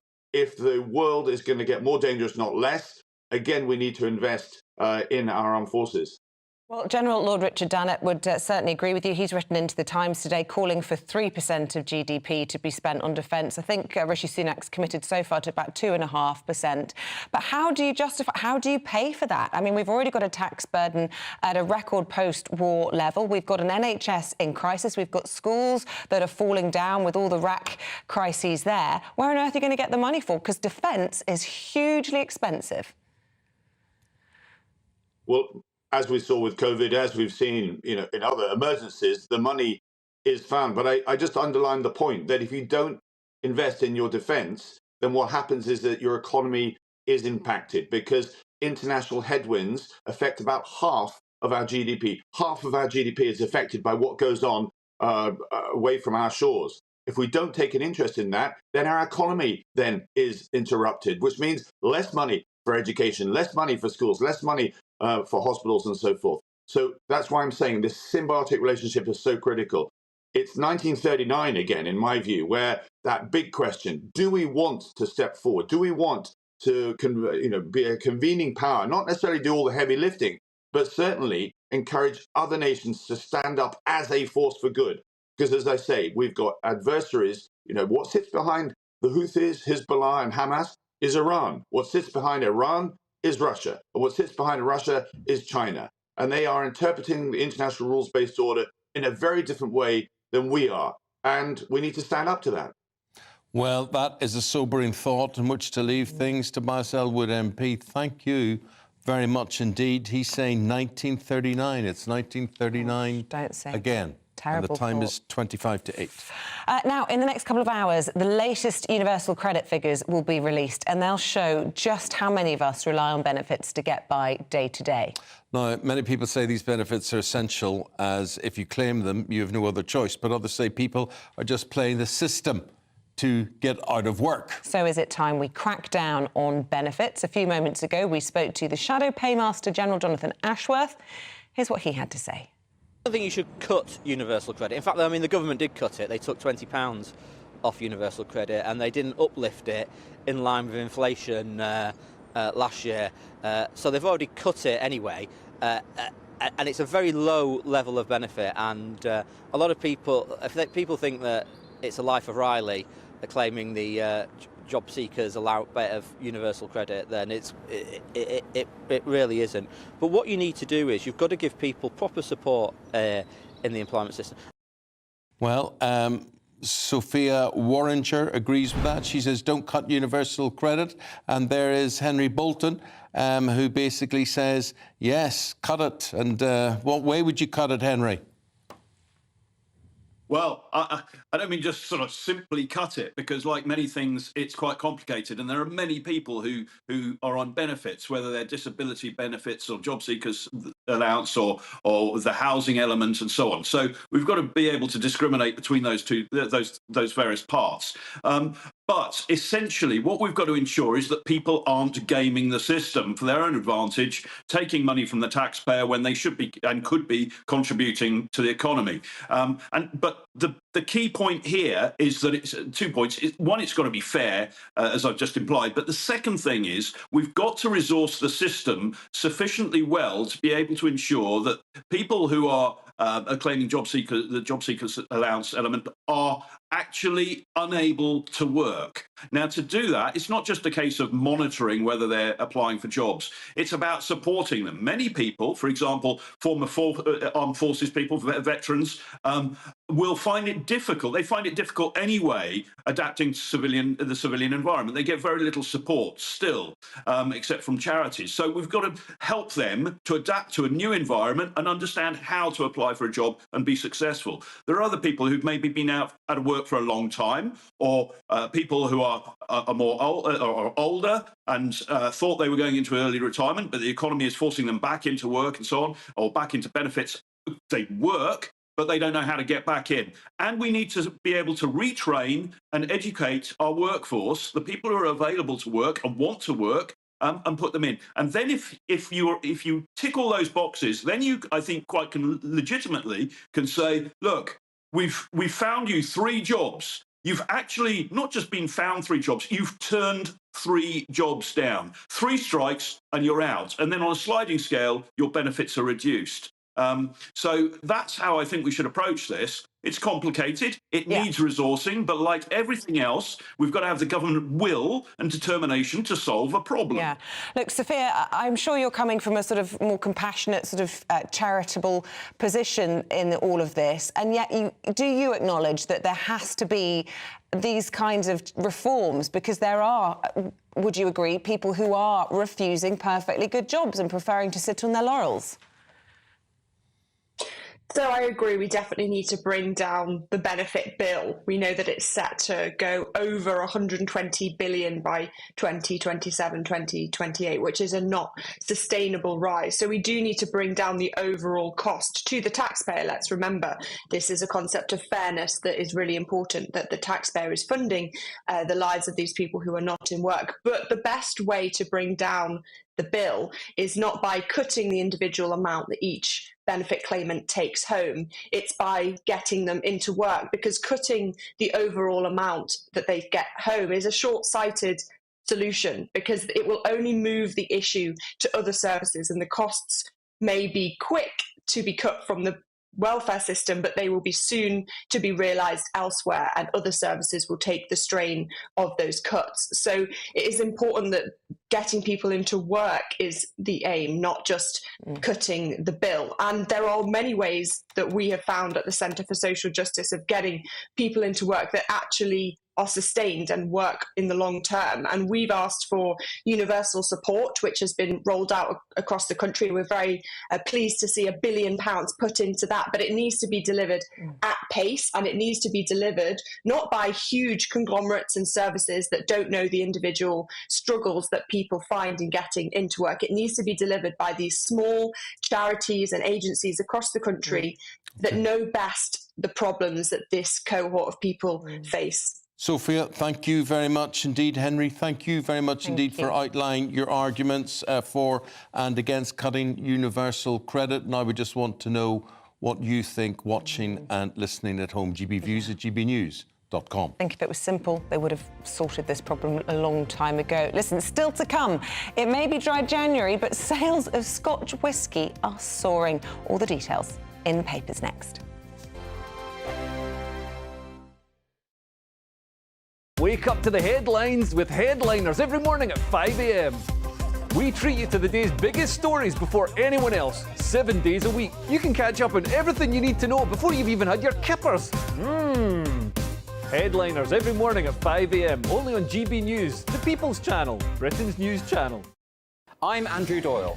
Join me at 7 o'clock every Sunday night for Free Speech Nation, the show where I tackle the week's biggest stories in politics and current affairs with the help of my 2 comedian panellists and a variety of special guests. Free Speech Nation, Sunday nights from 7 on GB News, the People's Channel, Britain's news channel. Big news, big debates, big opinion. Patrick Christie's Tonight is the week's biggest show. Every weekday, 9 to 11 p.m, we've got the inside track on the day's top stories. There'll be sharp takes you won't get anywhere else. We will set the news agenda, not just follow it, and I want to bring you along for the ride. Whatever it is, we'll have our finger on the pulse. It's news, but it's this close to entertainment. Patrick Christie's Tonight, 9 to 11 p.m, only on GB News, the People's Channel, Britain's news channel. Now then, Lee Anderson here. Join me on GB News on my show, The Real World, every Friday at 7 p.m. I'm not eating bloody cat. Are you delicious. mental? Open your mouth. OK, here comes a train. Reminds me of the scene in Singing in the Rain. Adam, is that a good one? Whoa! Join me at 7 on GB News, Britain's news channel. When the news happens, it happens here. And really important breaking news. Breaking news this morning. On TV, radio and online, the news starts here on Britain's Newsroom. All the biggest stories and the answers that you need from across the UK and beyond. Join Britain's Newsroom from 9:30 on GB News. The People's Channel, Britain's news channel. Have a great Saturday night with me, Leo Carson, this Saturday Night Showdown.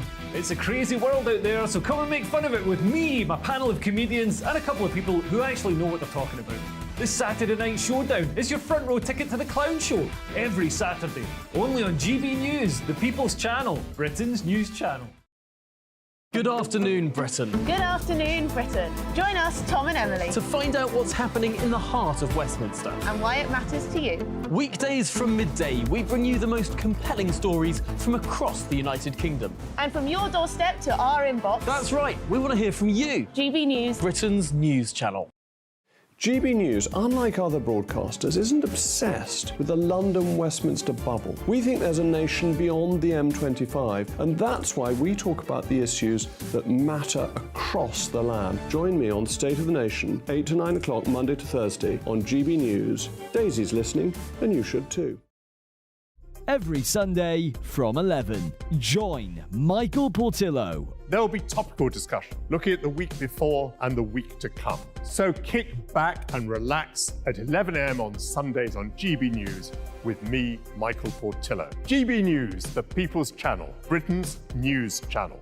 When the news happens, it happens here. And really important breaking news. Breaking news this morning. On TV, radio and online, the news starts here on Britain's Newsroom. All the biggest stories and the answers that you need from across the UK and beyond. Join Britain's Newsroom from 9:30 on GB News. The People's Channel, Britain's news channel.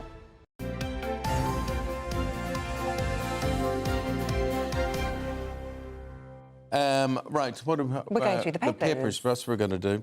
Alex Armstrong, lovely to see you, Alex, and Claire Muldoon, always lovely to see you, Claire, as well. Thank God you put that caveat in. Do you know a story I want to talk about? Because this Rochdale grooming gangs, Alex, yesterday, this report commissioned by, what's his name? Andy Burnham, Mayor of Greater Manchester yesterday.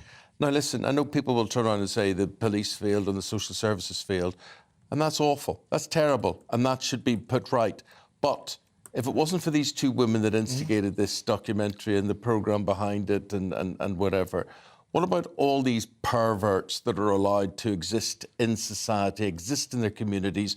Their girlfriends know, their wives know, their parents know what they're doing, their mates know, and they've got away with all of this for years, abusing children. Disgusting. Absolutely disgusting. I mean, to know that only 42 convictions have taken place, and we know this is a widespread issue, that this report's saying there's another 96 still out there at least. And as you're saying, that's not even taking into consideration the amount of people that know that it happens. These people should be locked up. You know what? Immediately. It's still happening. It's still happening. We know there's children at risk, and no one's acting. And it's, again, a story with whistleblowers having to bring this to the attention of the authorities. How many more whistleblowers do we need to solve some public crisis in this country? Why would you have somebody in your family or a neighbour or work colleague or whatever that you knew liked 12-year-old girls. Well, yeah, but what emerged in all of this is that the children that sometimes wanted to speak out were just dismissed, or because they were children, and it's this whole point of not trusting the victims themselves. May have been on drugs or from broken up families. Well, as we know a lot of them were drugged up during this. Vulnerable young girls, and that's it. Done at the hands of Pakistani Muslims in Rochdale. You need to call it out, because if this was a Catholic church, which it has and had terrible levels of abuse, it was always said priests, Catholic Church. Here there's a race issue, and I think that's part of it as well. People are unable to call it out for what it is and investigate it for what it is, because people are frightened to be called racist. And it goes all the way back to the last Labour government, who initially had actually started, working with police forces to cover it up for the fear of being called racist, which is absolutely bonkers. And I don't think the British public are happy about this, and it's still a decade later. A decade later we're talking about this. I cannot believe it. I cannot fathom it. I feel so desperate for these families. Do you know why I'm not full of hope, and I am full of anger about this? I don't believe this is high up Rishi Sunak's agenda for doing anything. I mean, it hasn't been. In fairness to the man, he's got lots of things to do, but the protection of children has to be paramount. It has to be. The law has to be there to protect the vulnerable in society, and here it wasn't. They've been let down. Yeah, and the police have questions to answer. They treated these victims in many cases as if they were prostitutes. And actually, you can't be a prostitute when you're under 16. No. You are a child. Not a 12-year-old girl. You are a victim of sexual abuse and children as young as 12 years old. Let's just be clear. 12 years old. Disgusting. But you got the Chief Constable yesterday, and this happens all the time with every force around the land. We are sorry. We're sorry that this happened. Platitudes. It's now become so easy to say, we're really sorry that this happened. And you want to say, but you weren't in charge at the time, so you shut up. This has nothing to do with you. This is about the people who were there at the time.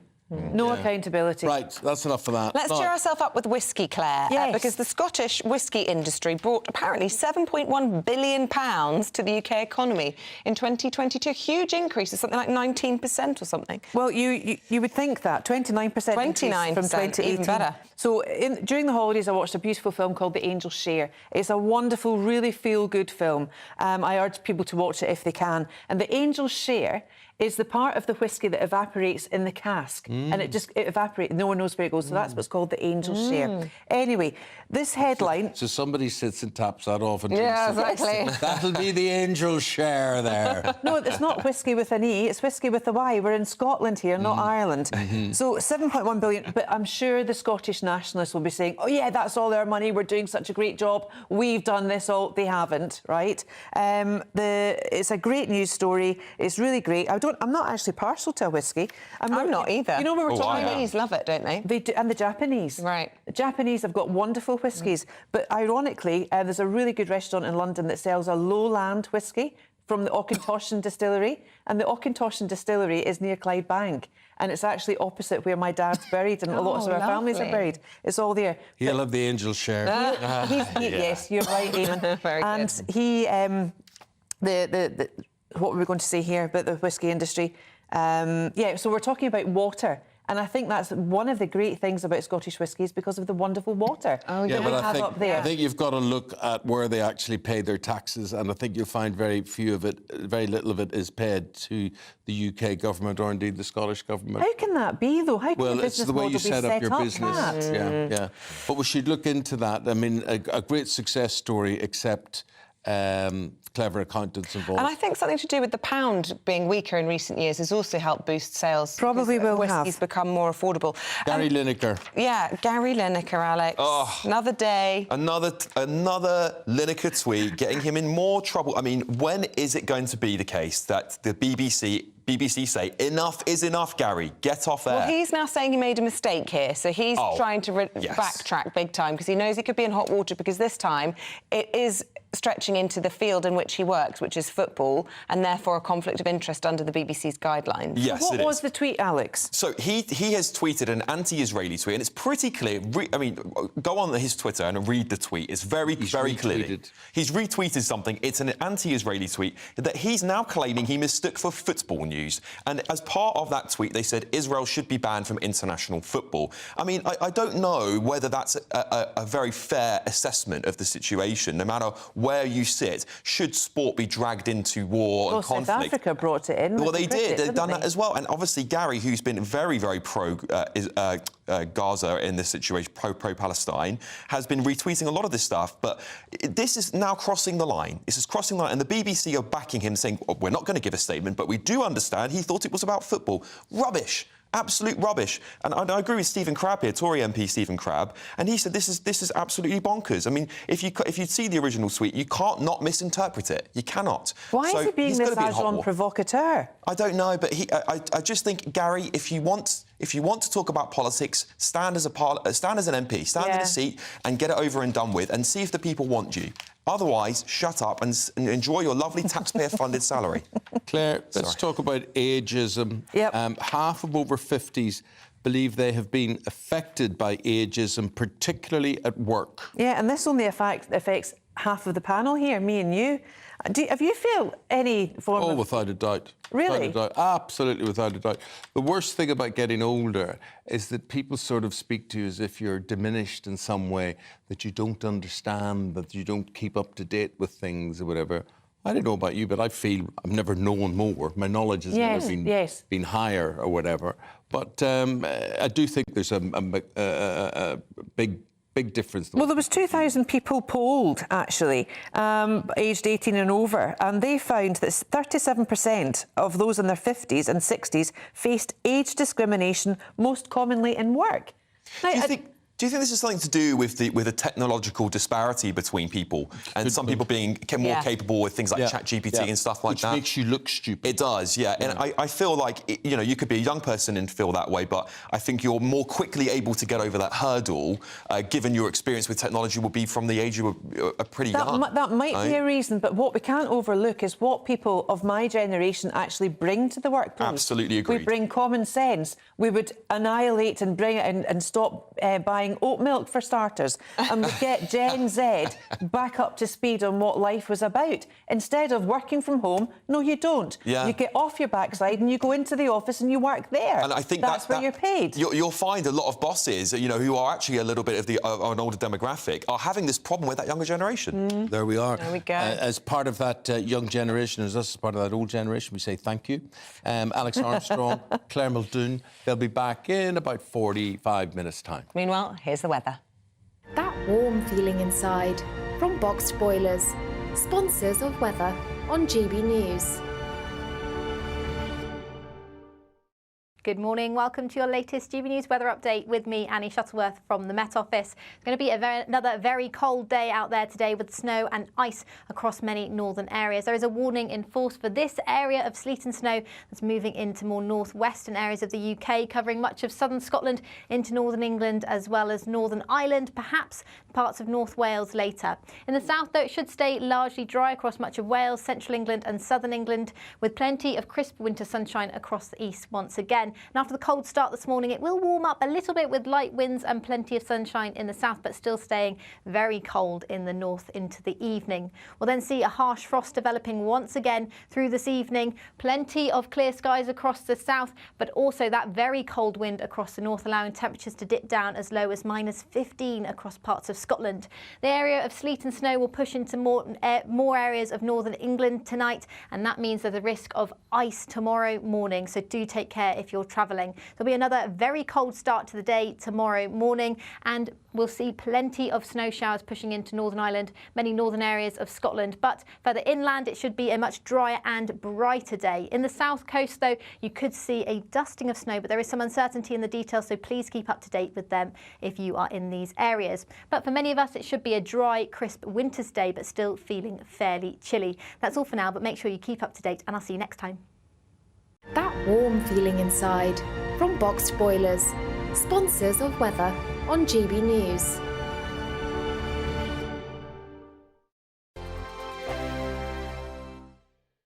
Your weekend starts here with Friday Night Live with me, Mark Dolan, 8 till 9 on GB News. Big stories, big guests and big laughs as we get you ready for a cracking weekend.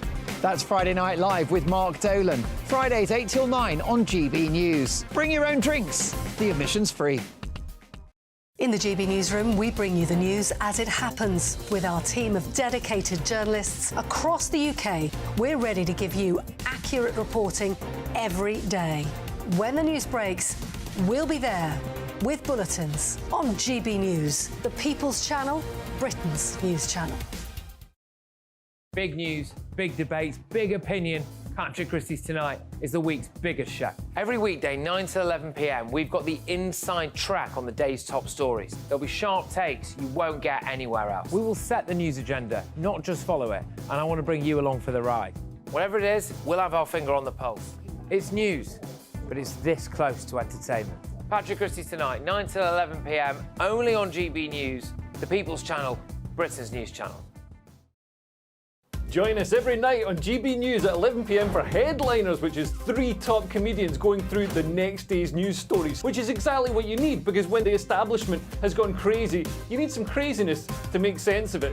Headliners. You don't have to bother reading the newspaper. We've got it covered for you. Every night at 11 p.m. and repeated every morning at 5 a.m. We won't send you to sleep like some of the other paper review shows out there. So join us 11 p.m. every night on GB News, the People's Channel, Britain's news channel.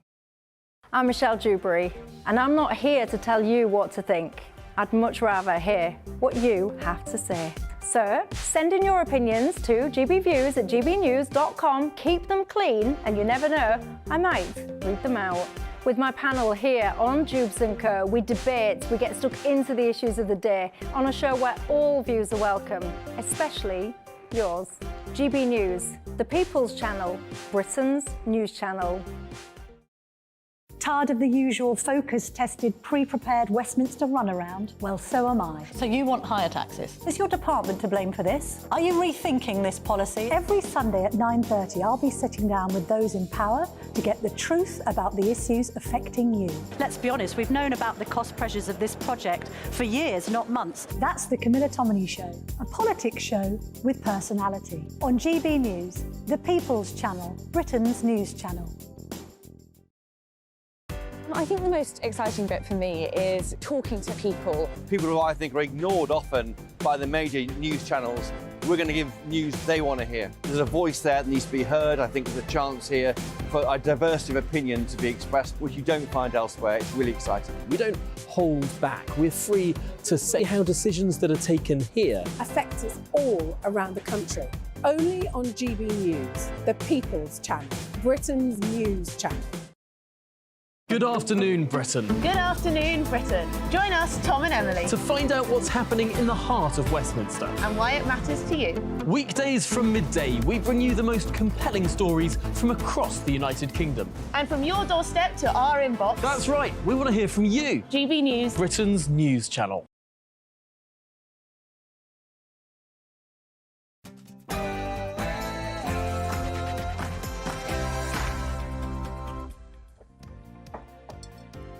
Hello there. 8 o'clock. No, exactly. Tuesday, 16th of January. You're tuned into breakfast on Eamonn with Eamonn Holmes and Isabel Webster on this Tuesday morning. Yes. Here is what's leading the news.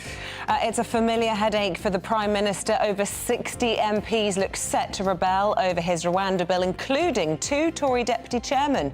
Among those, Lee Anderson, GB News presenter, and this is why he's voting for the amendments. This is not about us rebelling, it's about us saying, you know what, the bill, most of it is satisfactory. You just need to beef it up a little bit, to close all those loopholes and make sure that people can't come over here and break into our country and use spurious claims to get off the hook. Is Rishi Sunak's Rwanda legislation in peril? More than 60 Tory MPs are set to vote for amendments on the right wing of the party to toughen up the bill, which is being debated in the Commons today and tomorrow. I'll bring you all the details.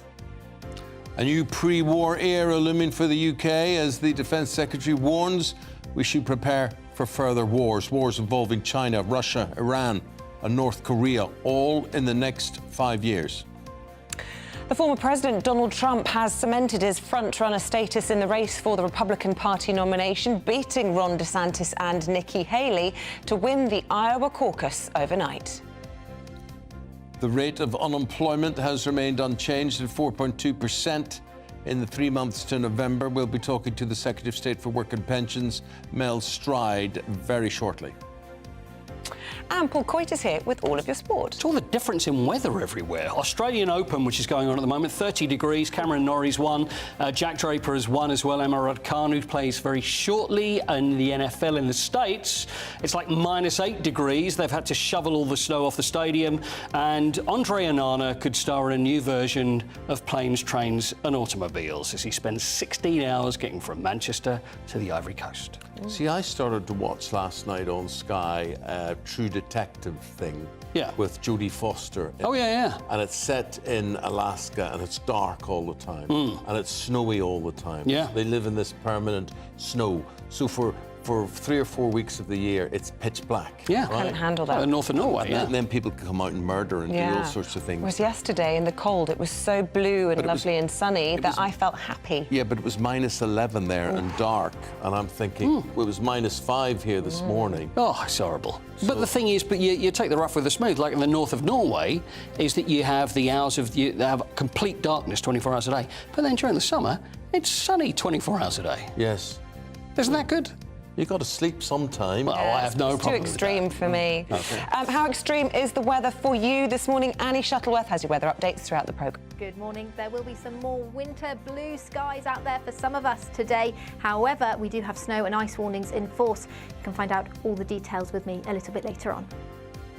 Snow and ice warnings. You can flag them if you want. gbviews@gbnews.com.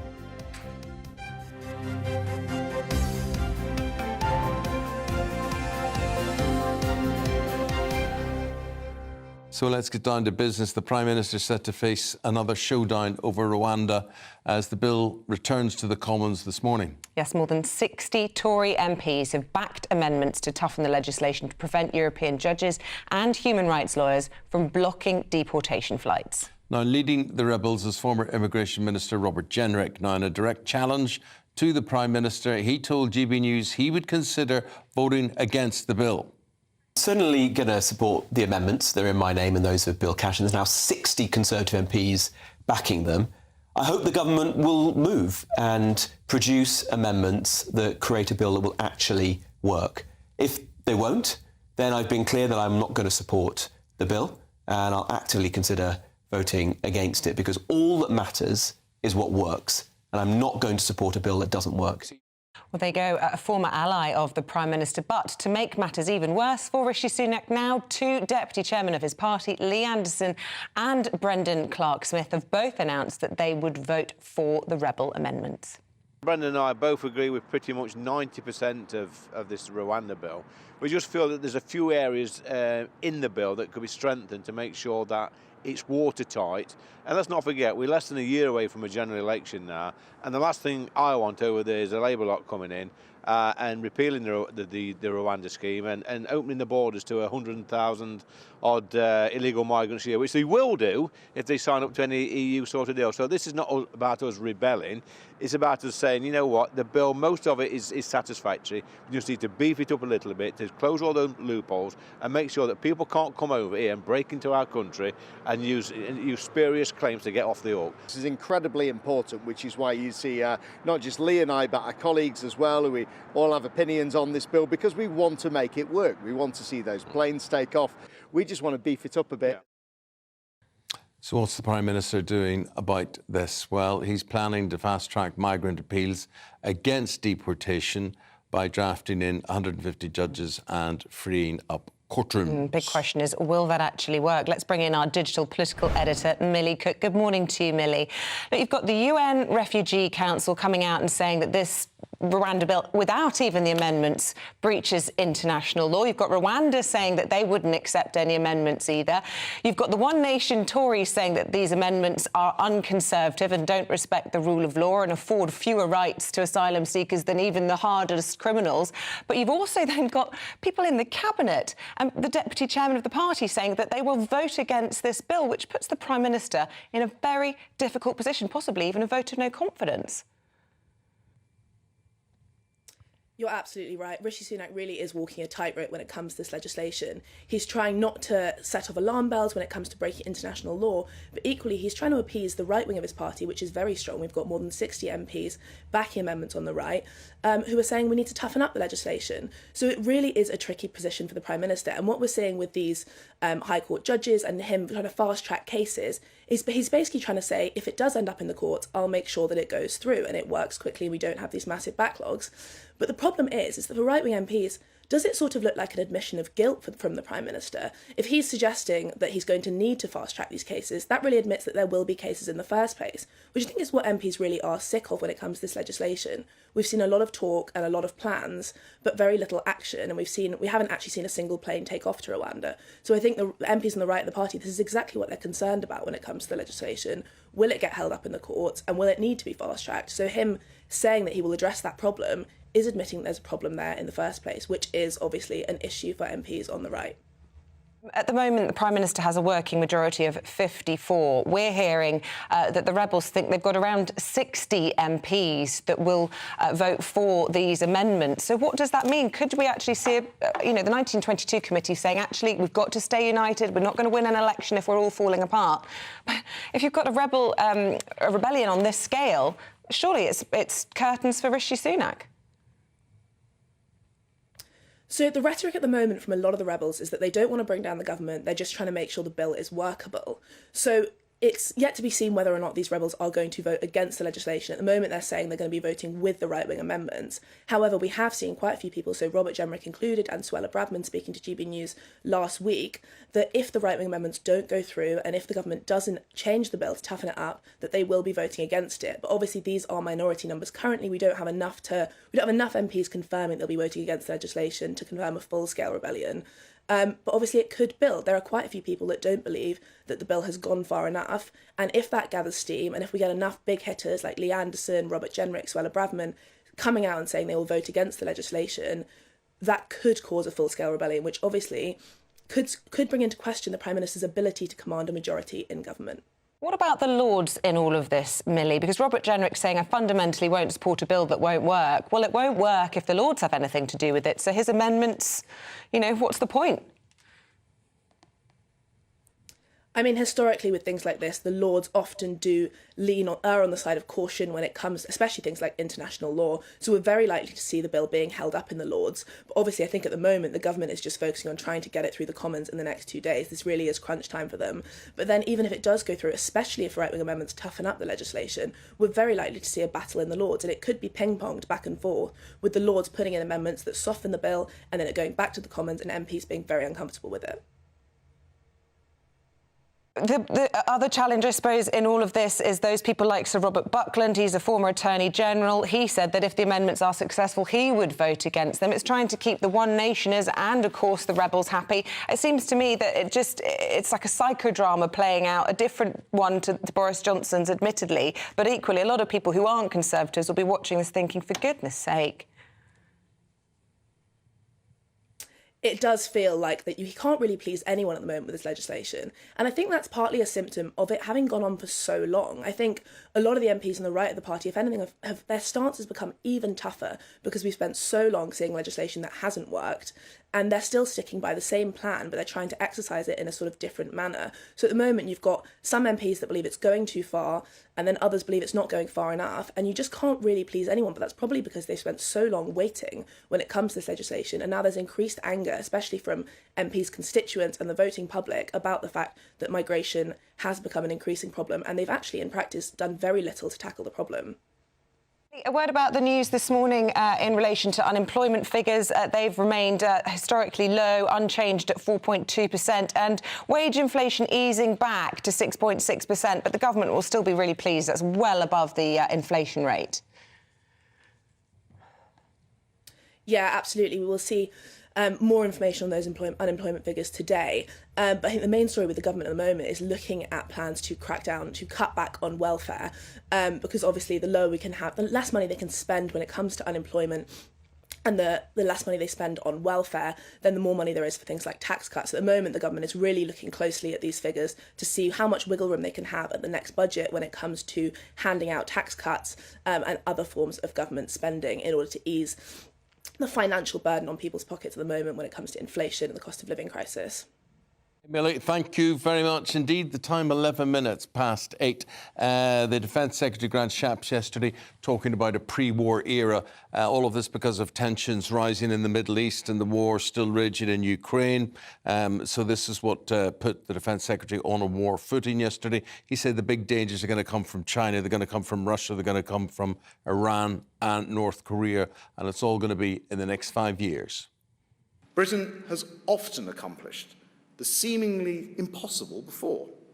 Our history is littered with moments when we faced down the threat and we have triumphed.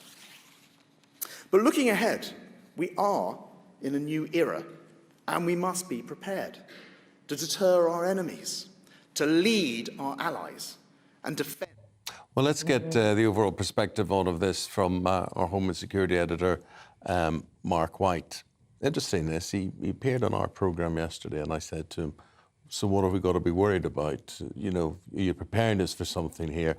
And he went, oh, no. And then he comes out with all of this at lunchtime. Yeah. How real is what he is predicting? I think there's definitely a real threat out there. We are in a much more uncertain and volatile world than we were 10 or 20 years ago, even when the likes of the Iraq War, the involvement in Afghanistan was taking place. There's so many state actors and others, proxies of state actors who it seems are willing to cause disruption and worse for Western nations. And you reeled them off there at the top. You know, actors like North Korea and Iran, like China potentially with what it's threatening to do with Taiwan, and also just becoming increasingly assertive around the world. Doesn't necessarily mean that China is, you know, a threat anytime soon of going to war with the West, but in becoming increasingly assertive, it requires some kind of response. And it requires investment as well. Well, and I mean, he's trying to up the ante here, not only with us, but obviously around Europe as well. Well, what we've seen with successive governments, it's not just this government, they've taken advantage of the, you know, the post-Cold War environment, that so-called peace dividend, to salami-slice defence, because it's been, you know, you get rid of a few ships here, a battalion or two from the army here, you know, in each defence round, you save yourself X million pounds that can be used on sort of more popular domestic issues. But all of the while they do that, they hollow out our capability to be able to respond. So you've got a situation, for instance, like the Red Sea, where we are launching strikes on Yemen to try to deter them from going after commercial shipping. The Americans, of course, properly funded, have their carrier battle group. We've 2 aircraft carriers, but we're not able to send them because of issues around the supply ships being able to support them. Oh, it's so complicated, it's so messy. We've got the Secretary of State for Work and Pensions standing by, Mark. So just briefly, what I can't understand is how do the Houthis, not a sophisticated, obviously, band of rebels, how can they tell the difference between what is a Chinese ship and what is a UK ship and what is a US ship? Well, I think we underestimate the Houthis. They're a belligerent, well-armed and battle-hardened rebel group. They, you know, fought against the Saudis who thought they could bomb them into submission over a number of years. They're well-stocked by Iran and they're determined. So, you know, they have the capabilities. We've taken out some of the capabilities along with the US.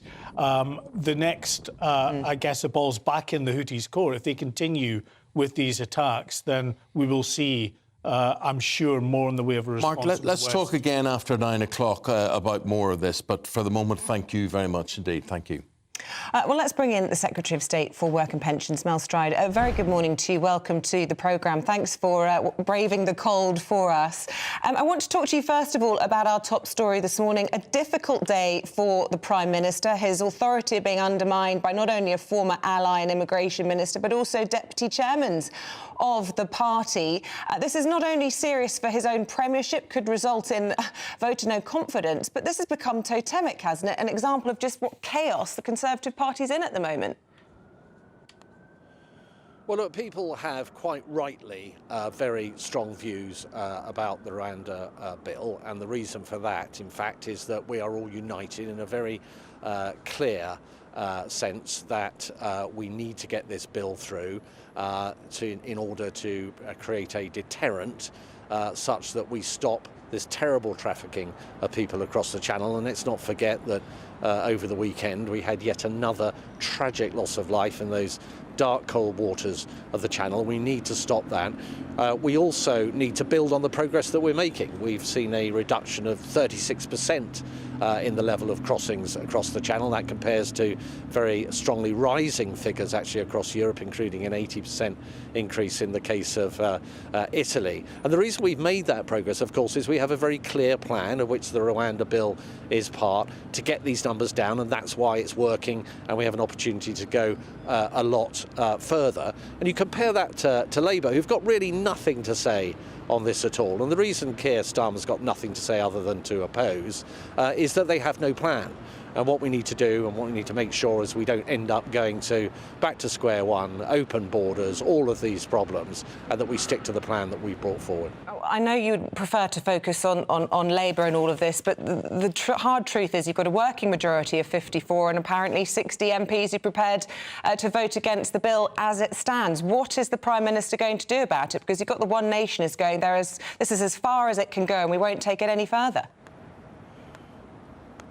Well, you say vote against the bill. The reality is these are amendments. There are a few bills that go through Parliament without at least proposed amendments being brought forward, as has happened here. What really matters actually is that the bill is robust and fit for purpose, as I'm sure it will be when it's gone through its parliamentary stages and it goes through third reading and onto the statute book. And there's a very clear rationale as to why we're bringing this forward and so determined to do so, and that is to break the model so that those criminal enterprises that are exploiting people, in some cases resulting very sadly in people perishing in the Channel, that we bring an end to that, build on the progress that we've already made, a 36% reduction in the number coming across over the last year, totally counter to what's happening in Europe where the numbers are rocketing ever upwards. And we can only do that because we have a very clear plan as to how we're going to bring these numbers down. And as I say, you contrast that with Labour, who are really opposing the entire bill here because they have no plan, and that's why they have nothing to say about this and will take us back to open borders and square one. And that's really why this bill is so important. I know you want to talk this morning about employment figures and wage inflation. Just to give the headlines there, employment remains unchanged at 4.2%. Wage inflation has eased back to 6.6%. Are you pleased with those figures? Yeah, I think they're further evidence that through time what is happening is we've had a really difficult time as a country. We've had COVID, a massive contraction in the size of the economy around that. We've had the war between Ukraine and Russia, which has meant lots of inflationary pressure. But what these figures show is that our plan is working. What these figures show is that inflation now is under half of what it was a year ago, beating the target set by the Prime Minister. That's taking some pressure off people in terms of cost of living. We're seeing near record levels of employment, near record low levels of unemployment. We're seeing real wages increasing, of course, for the fifth month in a row now. And all this progress is because we've got a very clear plan of turning the economy around, giving us a brighter future. And what we don't want to do is to really jeopardise all that with a Labour Party that has no plan, has nothing really to say about this, and is going to take us back to square one. We're making progress and we need to continue to do that with the plan that we're working to. OK, Secretary of State, I know you've got to go now. Thank you very much indeed for your time this morning. Thank you. In Wales, junior doctors are on day 2 of a 3-day walkout over pay as the Welsh Government and hospital leaders have warned of the pressures of the health system. The strike, which began 7 o'clock Monday morning, will last until 7 a.m. on Thursday. Could see more than 3,000 doctors taking industrial action. More doctor strikes to follow in Northern Ireland this week. So that's England, Wales and Northern Ireland, Scotland they have settled their pay dispute. If you're listening on the radio, I want to look up this story online on our GB News website because extraordinary pictures coming in from southwestern Iceland. It's experiencing its second volcanic eruption in less than a month. Lava is now spewing towards the local town of Grindavik, home to 3,800 people. It's only 50 kilometres southwest of Reykjavik, which is Iceland's capital. The country's president says they face a daunting period as they battle the eruption and get people to safety, and they describe the situation as the worst case scenario. Have a look at that. That's the new official portrait of the King. Consuls, courts, schools are just some of the places now able to request their own free framed portrait. £8 million has been earmarked for that plan so that these buildings can hang the new image of King Charles in buildings right across the country.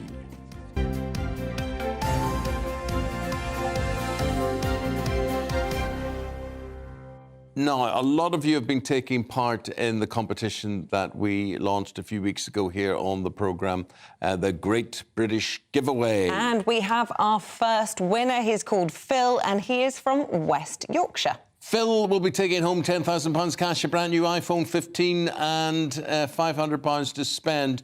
But Phil recently got engaged to his girlfriend, so is looking forward to putting his winnings towards celebrating the big day. Listen to the moment that we actually told him, Phil, you're a winner. I've got some really good news for you. Okay. You're the winner of the Great British Giveaway. You're joking. Really? Seriously? It's not a line, is it? I never won a penny in my life. Well, congratulations, you've won £10,000. Oh my God. Oh God. Oh, you shocked me. You've won a brand new iPhone 15 Pro Max. Wow.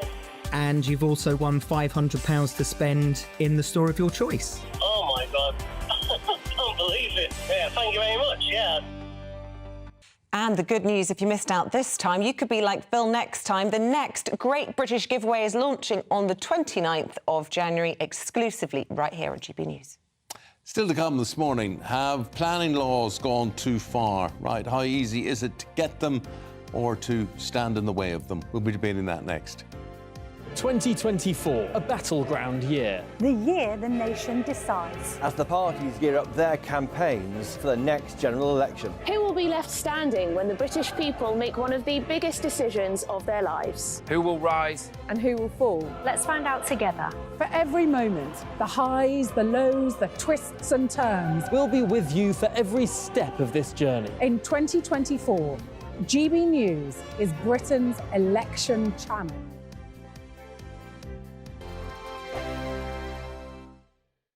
GB News is Britain's news channel, and now you can support it. All you have to do is scan that QR code that's up on your screen right now, or you can go to gbnews.com/support and become a GB News member. You'll have fantastic benefits. We're also going to organise special events where you as GB News members can meet the presenters, the on-screen faces. Scan the QR code or go to gbnews.com/support. Thank you so much.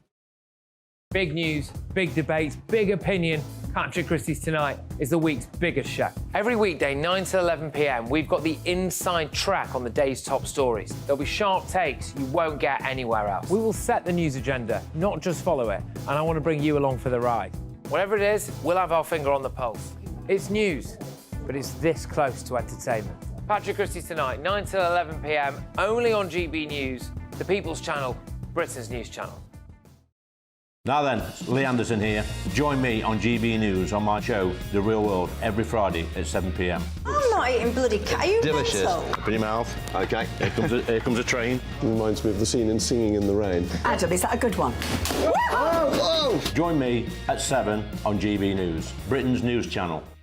I'm Andrew Doyle. Join me at 7 o'clock every Sunday night for Free Speech Nation, the show where I tackle the week's biggest stories in politics and current affairs with the help of my two comedian panellists and a variety of special guests. Free Speech Nation, Sunday nights from 7 on GB News, the People's Channel, Britain's news channel. When the news happens, it happens here. And really important breaking news. Breaking news this morning. On TV, radio and online, the news starts here on Britain's Newsroom. All the biggest stories and the answers that you need from across the UK and beyond. Join Britain's Newsroom from 9:30 on GB News. The People's Channel, Britain's news channel.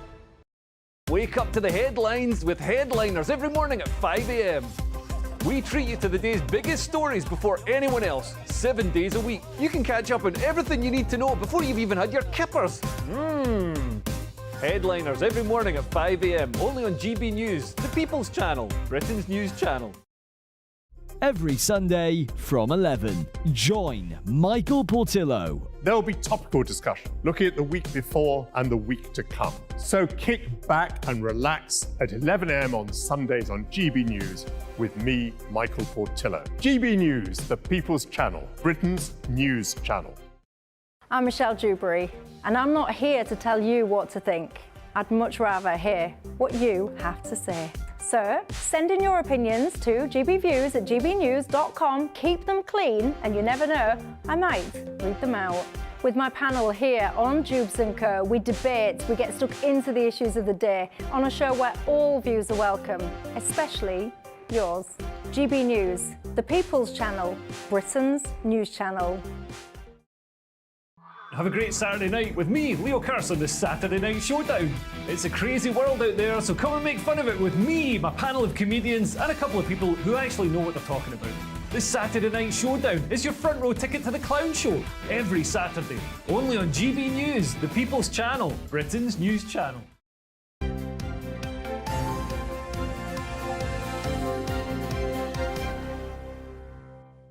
Now, we're going to talk about planning permission, because as the housing crisis rumbles on, planning permission, or lack of it, has become central to the whole debate about how we save our high streets, about how we build more houses or don't build more houses.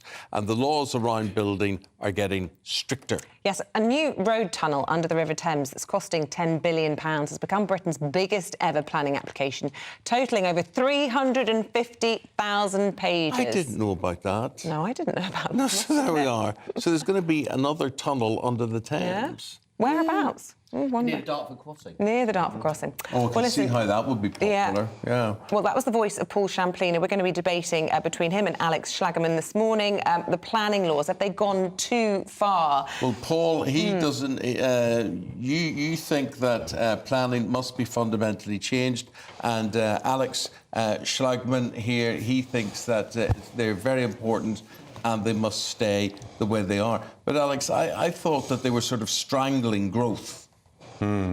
No? So, planning can evolve. Yeah. What we must make sure is that we don't completely remove powers to plan high streets. If we're in a situation where we completely allow a free-for-all, the centrepieces of town centres and city centres, and quite frankly, the reasons we want to live in some places and not others, may be destroyed from the inside out.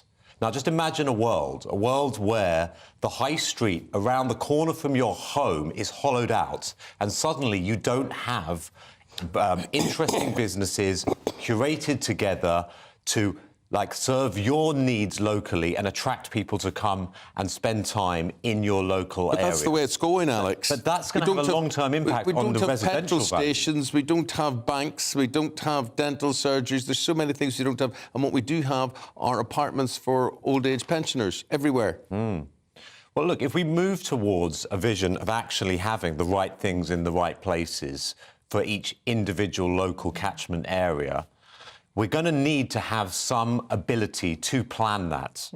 Now, we can say that we don't like what things look like today, Eamonn, but the reality is we've got to move towards a future that actually excites us. OK, Paul, are you excited by what exists today?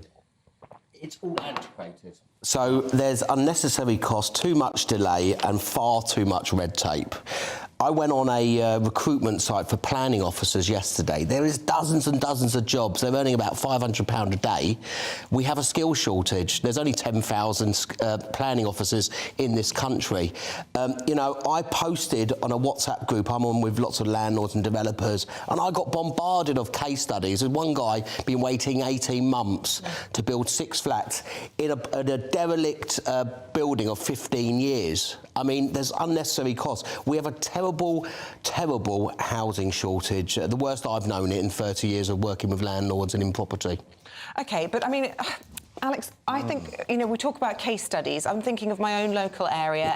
There's a planning application that's gone in and we're objecting to it because we weren't consulted by the council and it changes the nature of what is a very rural lane. Now, we've went onto the website and seen that people who don't even live in the local area have already posted something like 30 letters of support because they're in favour of this tennis court development, whatever. They're not local to the area. They don't care if it changes the meaning of the road. The whole system is flawed, isn't it? Surely the people who live in that area and have an invested interest in it should be... What'd you say, tennis court? Well, a bunch of tennis courts and... You don't want to be objecting to that. Well... That'll be marvellous for the price of your property. It's good for well-being, Isabel. It's not specific. There's football pitches, paddle courts, floodlights instead of farm grounds and car parks and a building to accompany it on a very rural road. The website's flooded already with people in support of it who have nothing to do with the local area. Now that's a flawed planning system, surely. Don't get me wrong. The planning system has to evolve. But what we have to make sure is that we retain the ability to plan. Let's look at what that word means. Now, if we take this forward into the possibility of a free-for-all around permitted development rights in the middle of our town centres, in the middle of our rural areas, short-term priorities you may find that towards the medium and long term have a dramatically negative impact on the places that you live, work and play. Now, all I'm saying here is I'm not saying that things like Class E, which moved in and allowed the use change between retail and restaurants and things like that, isn't a good thing. I'm not even saying that we shouldn't considerately, purposefully reduce the size of retail in some areas around the edges. But just imagine in the middle of all of your high streets, suddenly you get a big block of flats because that made sense to a developer in the short term, and then long term, nobody wants to live there. Yeah, the developers stand to gain if we get rid of the rules, surely. So, you know what? It's about enforcement as well. Don't forget, you know, there's 10,000 planning officers, of which 90% are from local councils. You also need enforcement. I read yesterday that there's one council that doesn't even have an enforcement officer for planning.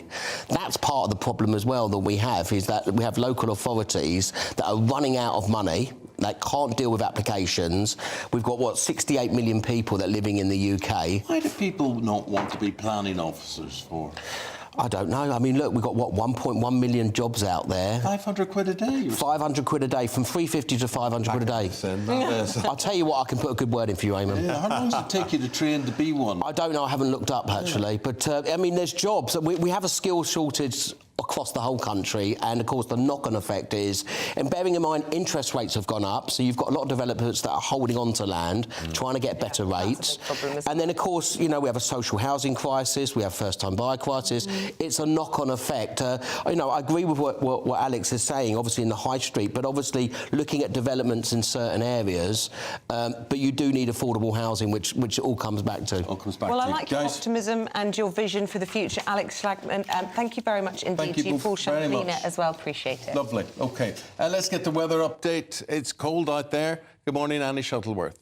Good morning. Welcome to your latest GB News weather update with me, Annie Shuttleworth from the Met Office. It's going to be another very cold day out there today with snow and ice across many northern areas. There is a warning in force for this area of sleet and snow that's moving into more northwestern areas of the UK, covering much of southern Scotland into northern England as well as Northern Ireland, perhaps parts of North Wales later. In the south, though, it should stay largely dry across much of Wales, central England and southern England, with plenty of crisp winter sunshine across the east once again. And after the cold start this morning, it will warm up a little bit with light winds and plenty of sunshine in the south, but still staying very cold in the north into the evening. We'll then see a harsh frost developing once again through this evening. Plenty of clear skies across the south, but also that very cold wind across the north, allowing temperatures to dip down as low as -15 across parts of Scotland.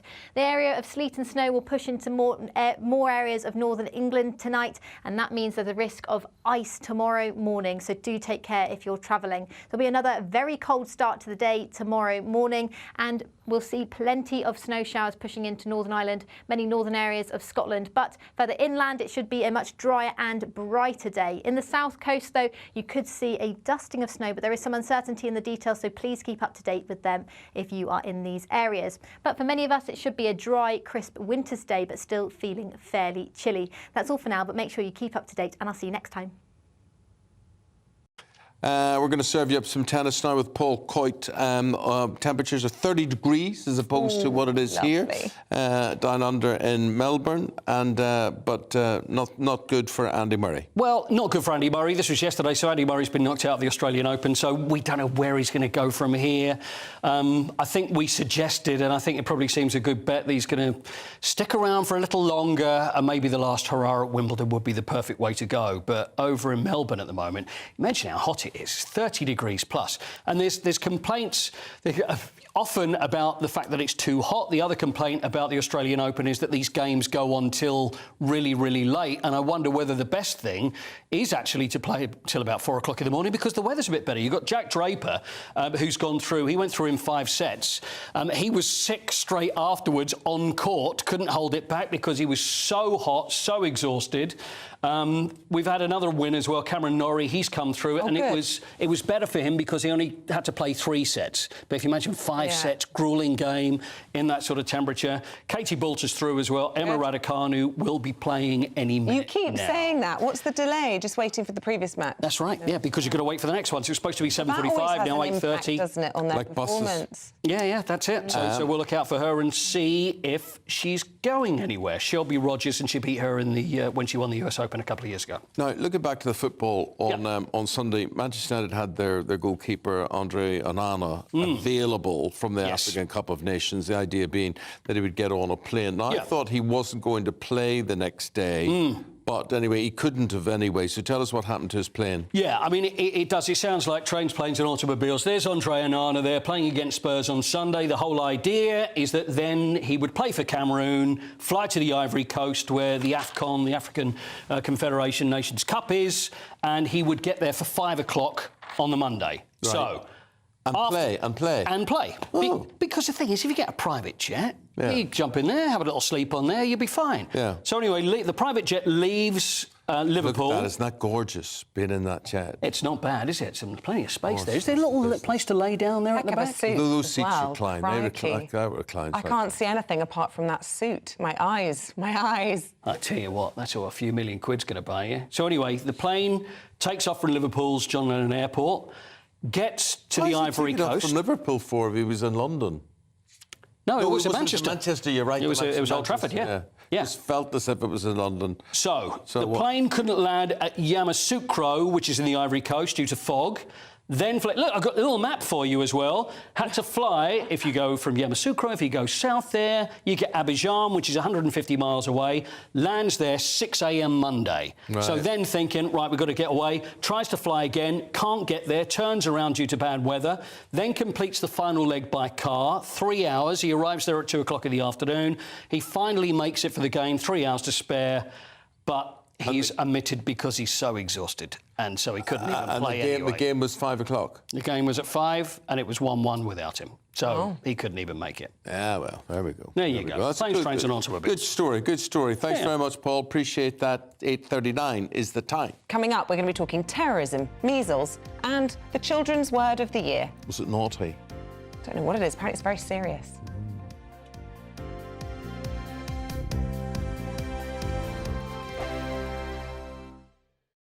Join us every night on GB News at 11 p.m. for Headliners, which is 3 top comedians going through the next day's news stories, which is exactly what you need, because when the establishment has gone crazy, you need some craziness to make sense of it. Headliners. You don't have to bother reading the newspaper. We've got it covered for you. every night at 11 p.m. and repeated every morning at 5 a.m. We won't send you to sleep like some of the other paper review shows out there. So join us 11 p.m. every night on GB News. The People's Channel, Britain's news channel. I think the most exciting bit for me is talking to people. People who I think are ignored often by the major news channels. We're going to give news they want to hear. There's a voice there that needs to be heard. I think there's a chance here for a diversity of opinion to be expressed, which you don't find elsewhere. It's really exciting. We don't hold back. We're free to say how decisions that are taken here affect us all around the country. Only on GB News, the People's Channel, Britain's news channel. I'm Michelle Dewberry, and I'm not here to tell you what to think. I'd much rather hear what you have to say. So send in your opinions to gbviews@gbnews.com. Keep them clean, and you never know, I might read them out. With my panel here on Jubes & Co, we debate, we get stuck into the issues of the day on a show where all views are welcome, especially yours. GB News, the People's Channel, Britain's news channel.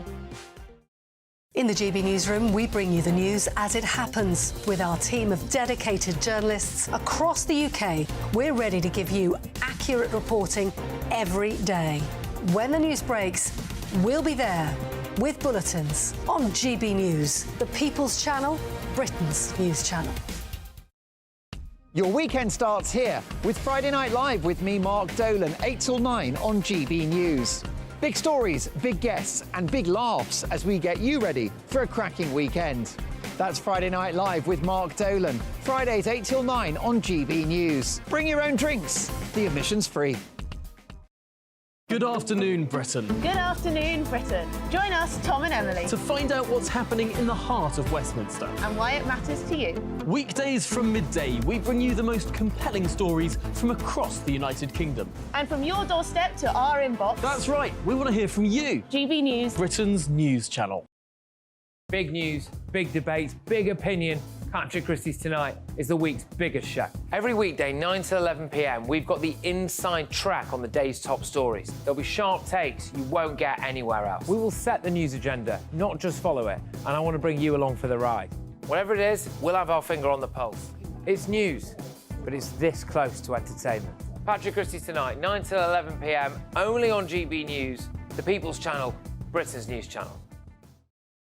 GB News is Britain's news channel, and now you can support it. All you have to do is scan that QR code that's up on your screen right now, or you can go to gbnews.com/support and become a GB News member. You'll have fantastic benefits. We're also going to organise special events where you as GB News members can meet the presenters, the on-screen faces. Scan the QR code or go to gbnews.com/support. Thank you so much.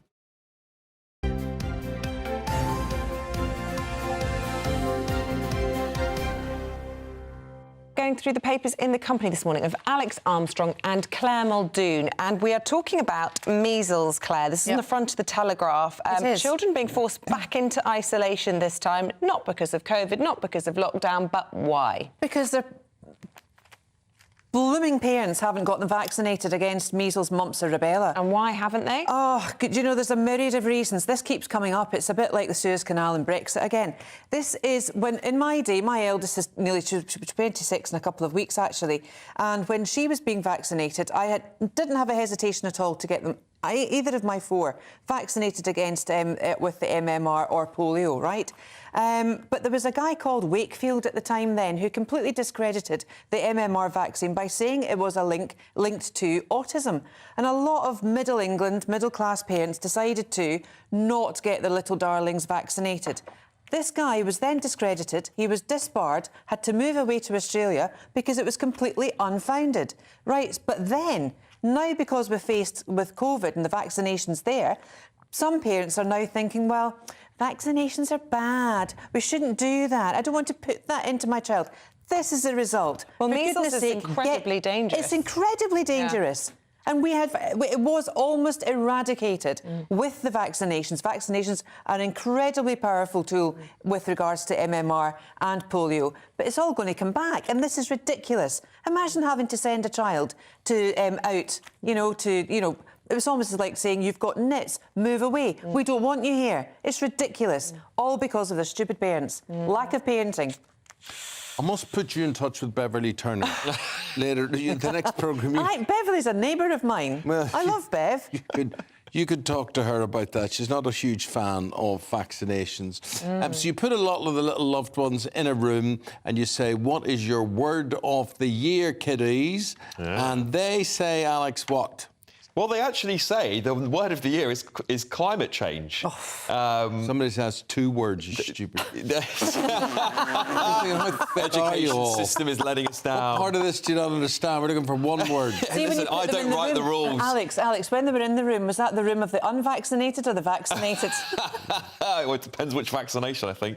But, I mean, like, yeah, so kids say climate change, but sadly, this is followed up by wars. There's the second most used word. The third one's a little nice, which is coronation. Obviously, they're talking about the coronation year quite a lot at school. This is a survey done of 6 to 14-year-olds. But, you know, I feel this is really sad that their big word of the year is climate change. What did they used to be? Because they're saying that they've turned more serious and more worrying children. So what traditionally were the words Do you know, I don't know exactly what the top words, but we do have the slang word, which is a bit more fun. So the top slang word, and I hear this all the time because I've got like 5, 6 younger brothers, which is nuts. Bro is the 42% bro this, bro that. Or even bra. Yeah, which bra, is what my which son is the American started one. saying. I can't bear it. What's He's 8 years old. Bra, which is bro, but just as in a like B-R-U-H, is it? Yeah, that's bra. right. Yeah. Yeah, bra. To his mother, to his sister, to women. Yeah. That's what the young are doing, Claire. Yeah. Well, slay is another top word that's in this. I think we need another vaccination for that. I hate it, I have to say. Yeah. Let's come up with it. Great fun. But you know, I think it's sad to see that climate change is the top word. They must be reading this and being fed this quite a lot through their social media platforms, which is probably It's indoctrination. That's what it is. It's absolute indoctrination. No, is it indoctrination? This French mayor who's saying basically the big attraction for migrants across the Channel is the El Dorado of benefits that awaits them in the UK. Which is ironic because now our politicians are coming out and saying, well, that's not right because the French's civil service in terms of what they get for payments, their benefit system, is greater than what they get here. But this is, you know, it's got a very serious human interest impact here because 139 migrants reached the UK on, I would say, a criminal dinghy. I don't think these are in any way humanitarian. The French are setting them up, allowing them to leave. It's all human trafficking. And it's very, very sad for the people who are on the dinghies, followed on by 124 that crossed the Channel last Tuesday. There's temperatures out there at the moment. You know, we're sitting at, what, -4, -5? How desperate must these people be? And there's no women and children in these boats either. There's people that have paid thousands of pounds. They've got their mobile phones. They're coming over here impressed by an El Dorado system, which we just don't have. We do not have the infrastructure to support this. This is absolutely criminal on many, many levels, and it's the criminal gang, it's the business model that has to be cracked and hammered more than the stopping or the allowing of the politicalisation of people to come to this country. This El Dorado comment is really unhelpful because it's essentially encouraging it as well, which I think is horrendous. It's basically saying, that's what it's meant to do. Yeah. The hilarious thing is this is the fable of the El Dorado is the golden city with all this lovely gold, and that doesn't exist. Doesn't exist anywhere, unfortunately. And that's the message that should be being delivered. But it's not being because people like this French mayor are basically telling migrants on their side of the Channel that this is the golden city, which the French again just is don't encouraging like them us, to do come. they? Yeah, it's sad. We were looking at the employment statistics, 6.2% this morning, and everybody seems quite happy with that situation. But Alex, the Sun is saying that artificial intelligence could replace nearly 2/3 of all jobs in this country. Yeah. So the IMF is saying that it's businesses starting to use AI will take around 2 in 5 jobs in the future, in the next 10 years, climbing at a rapid rate never seen before. I think there's a lot of questions around this. People who've used AI, it's not infallible. It gets a lot of things wrong. But, you know, working in an industry that actually does create AI tools, I can see there is going to be a big transition from specific jobs. What I will think it will do, though, is augment a lot of jobs, make more people productive, and I think we're going to see... What sector would it make more people productive? Well, I mean, for example, right, if you want a lawyer and you want a legal document that would cost you thousands of pounds to give to a lawyer, you could give it to an AI and it will describe that to you in plain English. I think that's going to benefit thousands of people and possibly change some people's lives. So there's some good things out of that, but of course it comes at the cost of a job. Yeah, and I think the British economy is very much propped up on industries that are very susceptible to being taken over by AI. I'm talking about the services, whether it's banking, you know, all these sorts of areas that traditionally were quite high salaries, propped up our GDP. Look, and we might suffer more than other. We will suffer more, but we'll also suffer more from data leaks, the security of it, the storage of data. Remember last year, Sunak said in one of these stupid Davos places, COP28 or whatever, where these global elites all meet, he wanted the UK to be a global lead in AI. Remember? That was the big thing. That was the big thing to bring us in. And I really am quite fearful of it because I don't think it's right. The British Library are only getting back to standard now when they had their massive data leak. The NHS had a data leak with Fujitsu. Look at the Horizon IT system when for the AI post goes office. Wrong.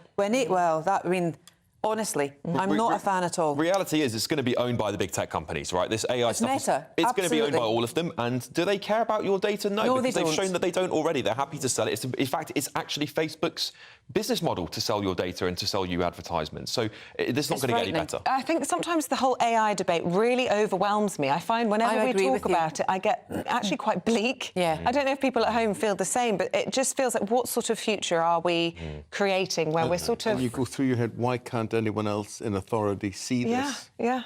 Well, they must see it, but I think all they can see is pounds, shillings and pence at the moment. That's the trouble, isn't it? This is why this drives... Davos summit, whatever, you're not in favour of No, that not at either. all. But they're just sitting looking for the next buck, aren't they? Yes, absolutely. What to invest at our in. expense. Yeah. At our expense. And it's no shadow of it's no word of a lie that AI will be the next big money maker. Well, we're already seeing it now. And so you'll look at Davos over the next the money maker, but not for you, Alex. No, of course. No, I totally appreciate that. I mean, it's for them. These are the rich people at Davos. I don't get a ticket to He's Davos. in fintech, though, so he might do all right. I might do all right with, well, we never know. But the crazy thing is that these big tech companies who are getting bigger and bigger and absorbing more and more, and the more they absorb, they become this massive black hole for other businesses because they can't compete. Where are the competition authorities? What are they doing? Who is running these competition authorities? Because there is no competition. And everything is moving to an app now. Everything is Wi-Fi. Everything is in that cloud. You go into a pub or a restaurant, one of the first things you say is, what's the Wi-Fi code? And then you have to input your data,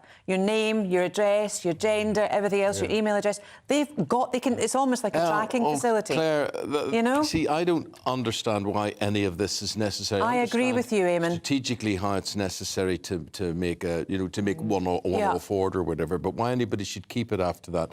Why do you need to know? I've got one at the minute on my phone that keeps coming up and saying, "When is your birthday?" And I keep going, none of your business. I'll tell them. It's just on Wikipedia, Eamonn. I'm sure it's on there. It's the 3rd of December. That's right. Yeah. Well done, you. Yeah, but the thing is, though, why does anybody need to know my birthday so that they're going to then bother me constantly on my birthday? But Eamonn, who put your date of birth online? Because anyone could Google your date of birth. I think the viewers could go do it now. Yeah, but I'm saying that, so it doesn't really matter that they know it's me or whatever. It's just somebody. It's targeting advertising. Yeah. And they'll be sending you care home brochures. What percentage of your emails do you Where want there's to no delete? ageism. Sorry? What percent? I literally open my emails and I go delete. Because I haven't got time to sit and unsubscribe from each one, which Do you takes remember when the big 30 GDPR thing came out? We had to go through absolutely everything and delete. No, I don't. Claire, could I just say to you, delete. Delete. Thank you very much indeed.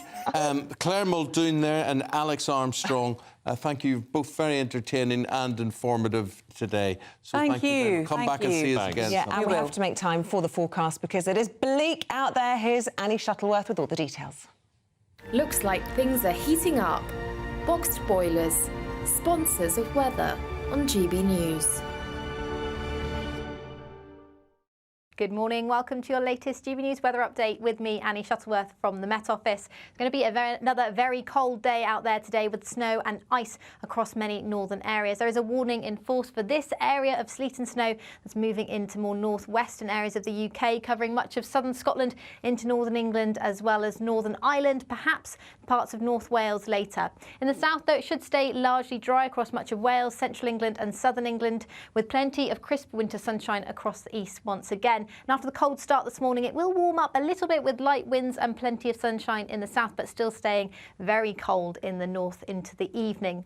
We'll then see a harsh frost developing once again through this evening. Plenty of clear skies across the south, but also that very cold wind across the north, allowing temperatures to dip down as low as -15 across parts of Scotland. The area of sleet and snow will push into more areas of northern England tonight, and that means there's a risk of ice tomorrow morning, so do take care if you're travelling. There'll be another very cold start to the day tomorrow morning, and we'll see plenty of snow showers pushing into Northern Ireland, many northern areas of Scotland, but further inland it should be a much drier and brighter day. In the south coast, though, you could see a dusting of snow, but there is some uncertainty in the details, so please keep up to date with them if you are in these areas. But for many of us, it should be a dry, crisp winter's day, but still feeling fairly chilly. That's all for now, but make sure you keep up to date, and I'll see you next time. Looks like things are heating up. Boxed boilers, sponsors of weather on GB News. Wake up to the headlines with Headliners every morning at 5 a.m. We treat you to the day's biggest stories before anyone else, 7 days a week. You can catch up on everything you need to know before you've even had your kippers. Headliners every morning at 5 a.m. only on GB News, the People's Channel, Britain's news channel. Wake up to the headlines with Headliners every morning at 5 a.m. We treat you to the day's biggest stories before anyone else, 7 days a week. You can catch up on everything you need to know before you've even had your kippers. Headliners every morning at 5 a.m. only on GB News, the People's Channel, Britain's news channel. I'm Andrew Doyle. Join me at 7 o'clock every Sunday night for Free Speech Nation, the show where I tackle the week's biggest stories in politics and current affairs with the help of my 2 comedian panellists and a variety of special guests. Free Speech Nation, Sunday nights from 7 on GB News, the People's Channel, Britain's news channel. Big news, big debates, big opinion. Patrick Christie's Tonight is the week's biggest show. Every weekday, 9 to 11 p.m, we've got the inside track on the day's top stories. There'll be sharp takes you won't get anywhere else. We will set the news agenda, not just follow it, and I want to bring you along for the ride. Whatever it is, we'll have our finger on the pulse. It's news, but it's this close to entertainment. Patrick Christie's Tonight, 9 to 11 p.m, only on GB News, the People's Channel, Britain's news channel. Now then, Lee Anderson here. Join me on GB News on my show, The Real World, every Friday at 7 p.m. I'm not eating bloody cat. Are you Delicious. mental? Open your mouth. OK, here comes a train. Reminds me of the scene in Singing in the Rain. Adam, is that a good one? Whoa! Join me at 7 on GB News, Britain's news channel. When the news happens, it happens here. And really important breaking news. Breaking news this morning. On TV, radio and online, the news starts here on Britain's Newsroom. All the biggest stories and the answers that you need from across the UK and beyond. Join Britain's Newsroom from 9:30 on GB News. The People's Channel, Britain's news channel. Have a great Saturday night with me, Leo Curse, on the Saturday Night Showdown. It's a crazy world out there, so come and make fun of it with me, my panel of comedians, and a couple of people who actually know what they're talking about. The Saturday Night Showdown is your front row ticket to the clown show every Saturday, only on GB News, the People's Channel, Britain's news channel. Good afternoon, Britain. Good afternoon, Britain. Join us, Tom and Emily, To find out what's happening in the heart of Westminster. and why it matters to you. Weekdays from midday, we bring you the most compelling stories from across the United Kingdom. And from your doorstep to our inbox. That's right, we want to hear from you. GB News, Britain's news channel. GB News, unlike other broadcasters, isn't obsessed with the London-Westminster bubble. We think there's a nation beyond the M25, and that's why we talk about the issues that matter across the land. Join me on State of the Nation, 8 to 9 o'clock, Monday to Thursday, on GB News. Daisy's listening, and you should too. every Sunday from 11. Join Michael Portillo. There'll be topical discussion, looking at the week before and the week to come. So kick back and relax at 11 a.m. on Sundays on GB News with me, Michael Portillo. GB News, the People's Channel, Britain's news channel. When the news happens, it happens here. And really important breaking news. Breaking news this morning. On TV, radio and online, the news starts here on Britain's Newsroom. All the biggest stories and the answers that you need from across the UK and beyond. Join Britain's Newsroom from 9:30 on GB News. The People's Channel, Britain's news channel.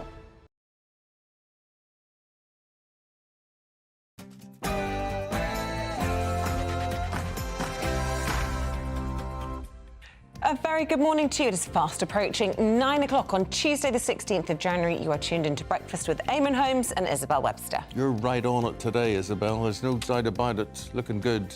That's a nice dress. Thank you. It's nice and unusual. I thought I might as well just monotone from the hair down. Yes. What colour would you describe that as? Probably mustard.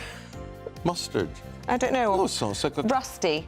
No, that was very nice. Very Thank nice. you. Leading the news this morning, this is what we've got for you. A familiar headache for the Prime Minister. There's over 60 MPs may well rebel over the Rwanda bill, including 2 deputy Tory chairmen. Earlier we spoke to the Work and Pension Secretary Mel Stride, who denied the Conservatives are tearing themselves apart. We are all united in a very clear sense that we need to get this bill through in order to create a deterrent such that we stop this terrible trafficking of people across the Channel. A new pre-war era looms for Britain as the Defence Secretary warns we should prepare for further wars involving China, Russia, Iran and North Korea in the next 5 years. Donald Trump has cemented his front-runner status in the race for the Republican Party nomination for president. He beat Ron DeSantis, Nikki Haley to win the Iowa caucus. The rate of UK unemployment remained unchanged at 4.2% in the 3 months to November. The Shadow Paymaster General, Jonathan Ashworth, had this reaction. Employment rates have not fully recovered from our pre-pandemic levels. Record levels of people out of work for reasons of long-term sickness. And that's a reflection that after 14 years now of the government, the NHS really has been driven into the ground. And here with some breaking news, Paul Coit from Italy. Not that you're from Italy, the news is from Italy. What are you saying? It's emanating from Rome. Tell us more. It is emanating from Rome. So he's been the ex-manager of Porto and Spurs and Chelsea a couple of times, and Manchester United and Inter Milan, and now Jose Mourinho is the ex-manager after 2.5 years of Roma. Can you imagine how much money he's earned over the years? The payoff. Every time, if you're a manager, if you get fired, it's the only job where you can get paid for failure, because you always get paid. Nice work if you can get it. Absolutely. It'll probably be off to Saudi, I reckon, next. Annie Shuttleworth with your weather today. It's very chilly out there. Good morning. There will be some more winter blue skies out there for some of us today. However, we do have snow and ice warnings in force. You can find out all the details with me a little bit later on. Thanks very much indeed for emailing us. It's gbviews@gbnews.com. I think Isabel's about to bring you right up to date on that front. Lots on the Houthis this morning. Half the ships that come through the Red Sea are Chinese. Why are we picking up the bill to safeguard their ships? And Joanna says this country must focus on our own food production, so we're not relying on imports. Then we wouldn't be having to get involved in all of these wars. Fair points.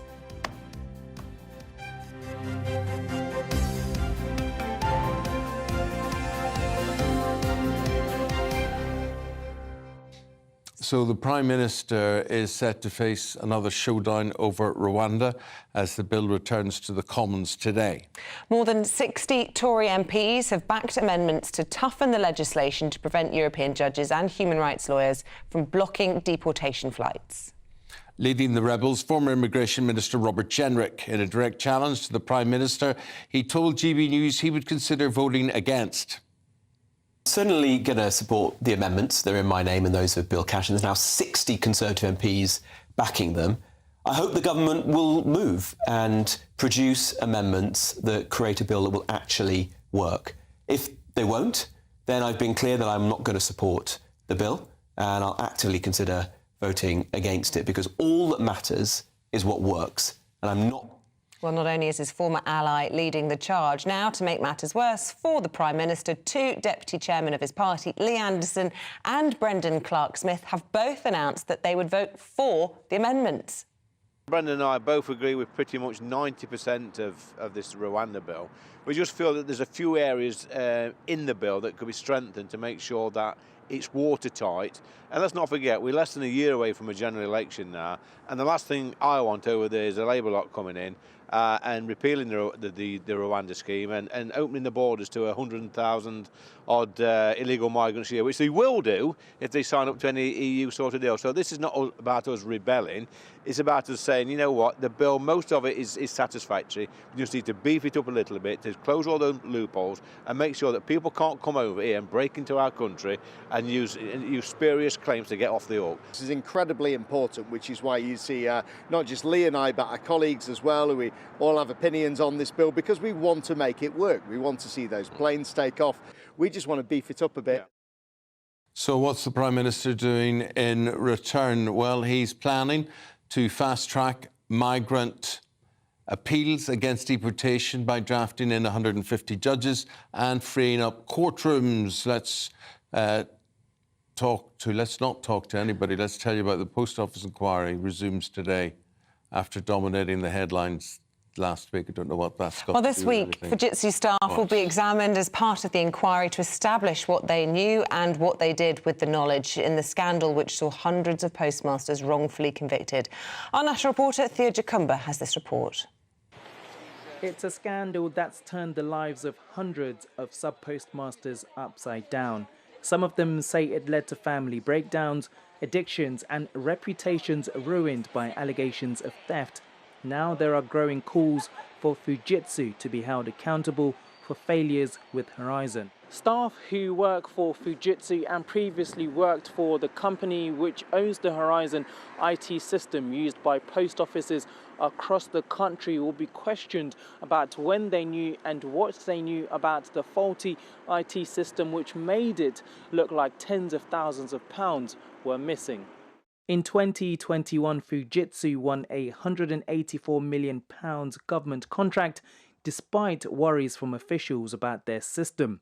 But a government spokesperson has said, as with all contracts, it continued to keep Fujitsu's performance under review.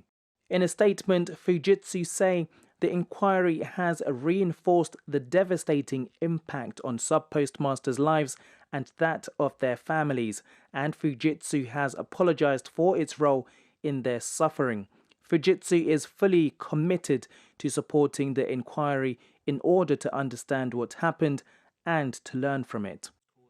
Last week, ex-Post Office investigator Stephen Bradshaw denied that he and his colleagues behaved like mafia gangsters and told the inquiry that he was not technically minded. I would expect that to come from the people above.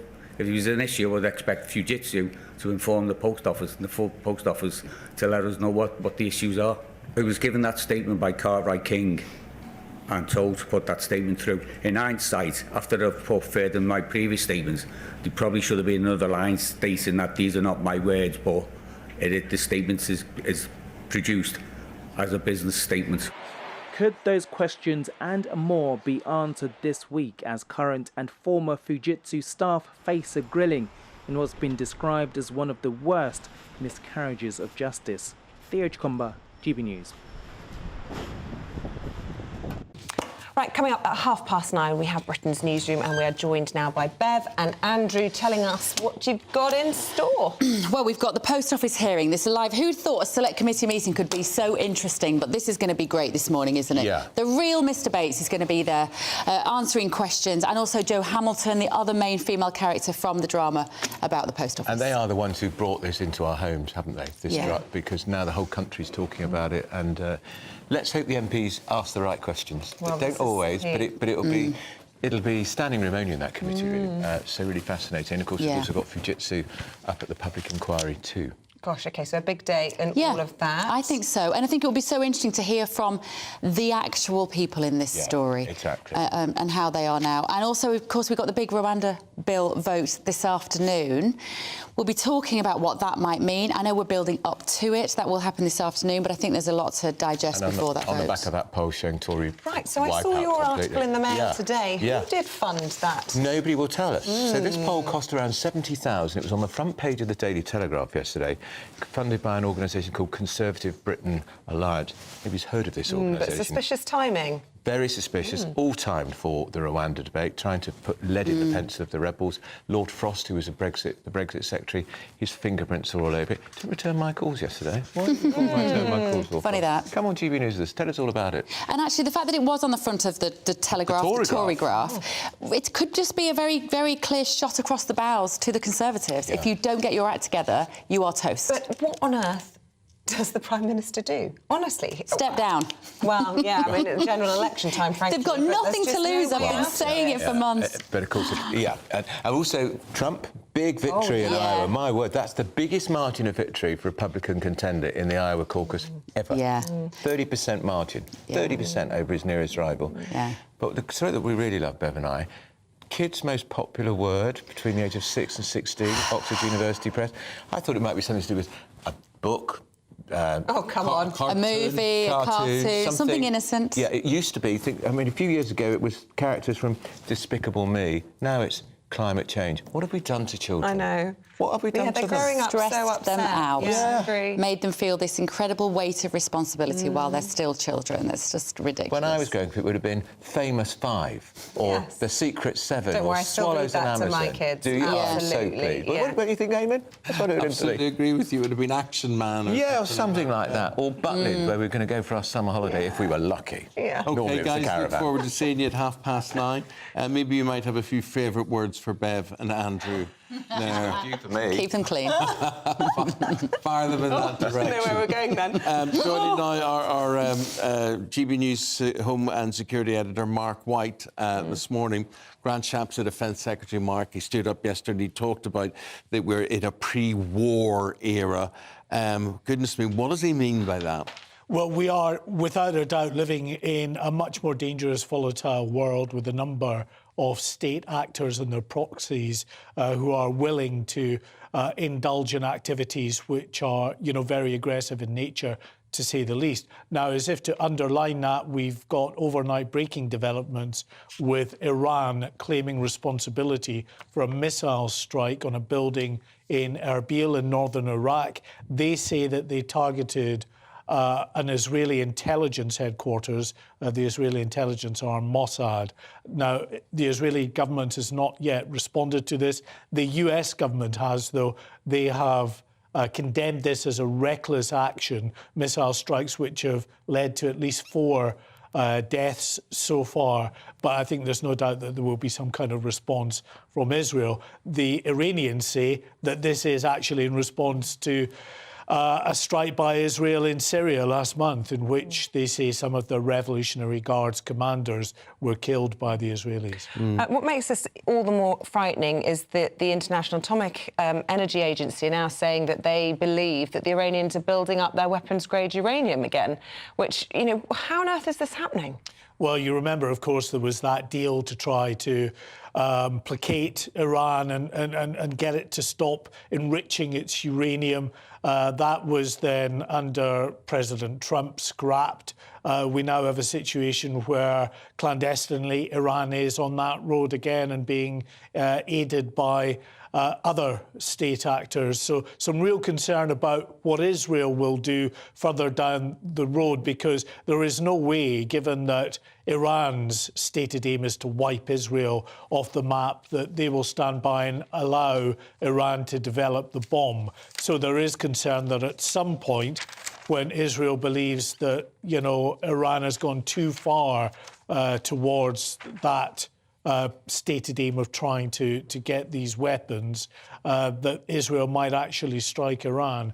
And then, of course, we are really looking at a very significant escalation. Yeah, and talking of this inflection point, as the Defence Secretary put it, a couple of notable letters into the Times today. General Sir Richard Shirreff, he was the Deputy Supreme Allied Commander in Europe from 2011 to 14, and General Lord Dannatt, Chief of the General Staff, both sending in separate letters warning that the government needs to spend more money on defence, wanting it increased as a percentage of GDP to 3%. Yeah, and it's not just his current government. They've all been guilty of it in recent years in the post-war, Cold War era, taking advantage of the so-called peace dividend to salami slice defence, getting rid of a regiment here, scrapping some ships there, getting rid of a squadron of RAF aircraft. But the underlying or the net result of that is, of course, to undermine the capabilities of our armed forces, and real concerns, despite the extra finances that are going in. Of course they are, but we've had a very significant inflationary period as well. So the net amount of money that's going into defence is actually a cut. Mark, we'll hear more from you throughout the day. For the moment, thank you very much indeed. Mark is our Home and Security Editor. Royal Matters after the break. Have a look at the new official portrait of the King. Well, it's been unveiled. We'll have it for you. And we'll have Angela Levin, Royal Commentator, to talk about that and much, much more next. 2024, a battleground year. The year the nation decides. As the parties gear up their campaigns for the next general election. Who will be left standing when the British people make one of the biggest decisions of their lives? Who will rise? And who will fall? Let's find out together. For every moment, the highs, the lows, the twists and turns. We'll be with you for every step of this journey. In 2024, GB News is Britain's election channel. Your weekend starts here with Friday Night Live with me, Mark Dolan, 8 till 9 on GB News. Big stories, big guests and big laughs as we get you ready for a cracking weekend. That's Friday Night Live with Mark Dolan, Fridays 8 till 9 on GB News. Bring your own drinks, the admission's free. In the GB Newsroom, we bring you the news as it happens. With our team of dedicated journalists across the UK, we're ready to give you accurate reporting every day. When the news breaks, we'll be there with bulletins on GB News, the People's Channel, Britain's news channel. Big news, big debates, big opinion. Patrick Christie's Tonight is the week's biggest show. Every weekday, 9 to 11 p.m, we've got the inside track on the day's top stories. There'll be sharp takes you won't get anywhere else. We will set the news agenda, not just follow it, and I want to bring you along for the ride. Whatever it is, we'll have our finger on the pulse. It's news, but it's this close to entertainment. Patrick Christie's Tonight, 9 to 11 p.m, only on GB News, the People's Channel, Britain's news channel.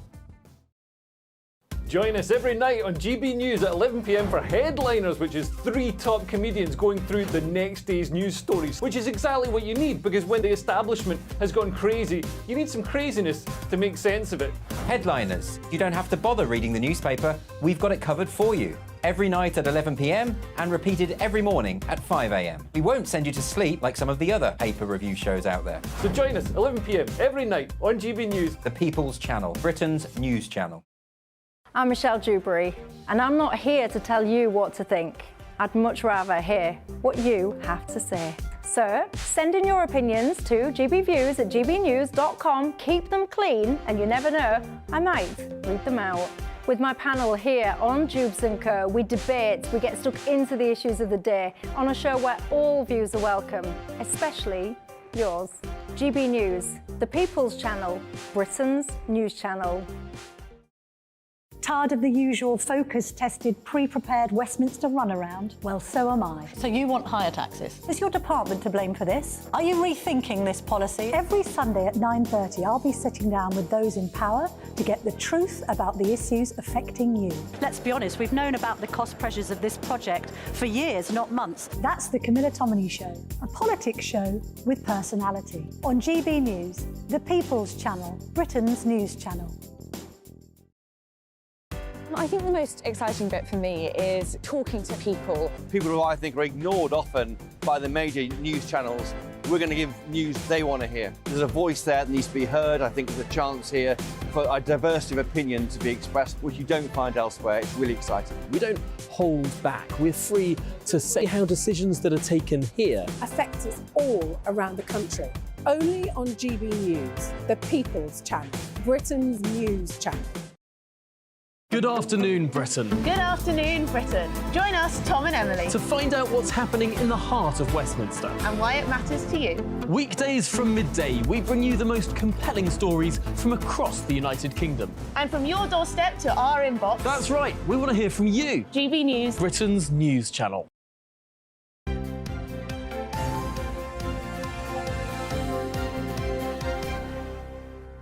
If someone was going to have a portrait of you, a photographic portrait, would you be happy if this was it, right? So this is the new official portrait of the King, which is worth waiting for, honestly, it really is. It's a lovely There it is. picture. So there's quite a lot of ceiling in that, but if you zoom into it and it'll go up in somebody's wall, some school around the country, whatever it is. It's a very nice, regal and it was portrait. taken inside Windsor Castle by photographer Hugo Bernand, and it's part of an £8 million government-funded scheme to distribute the picture of our new sovereign in schools, councils and other buildings So it should around be the coming country and to probably the world. a council building near you soon. Royal biographer Angela Levin joins us now.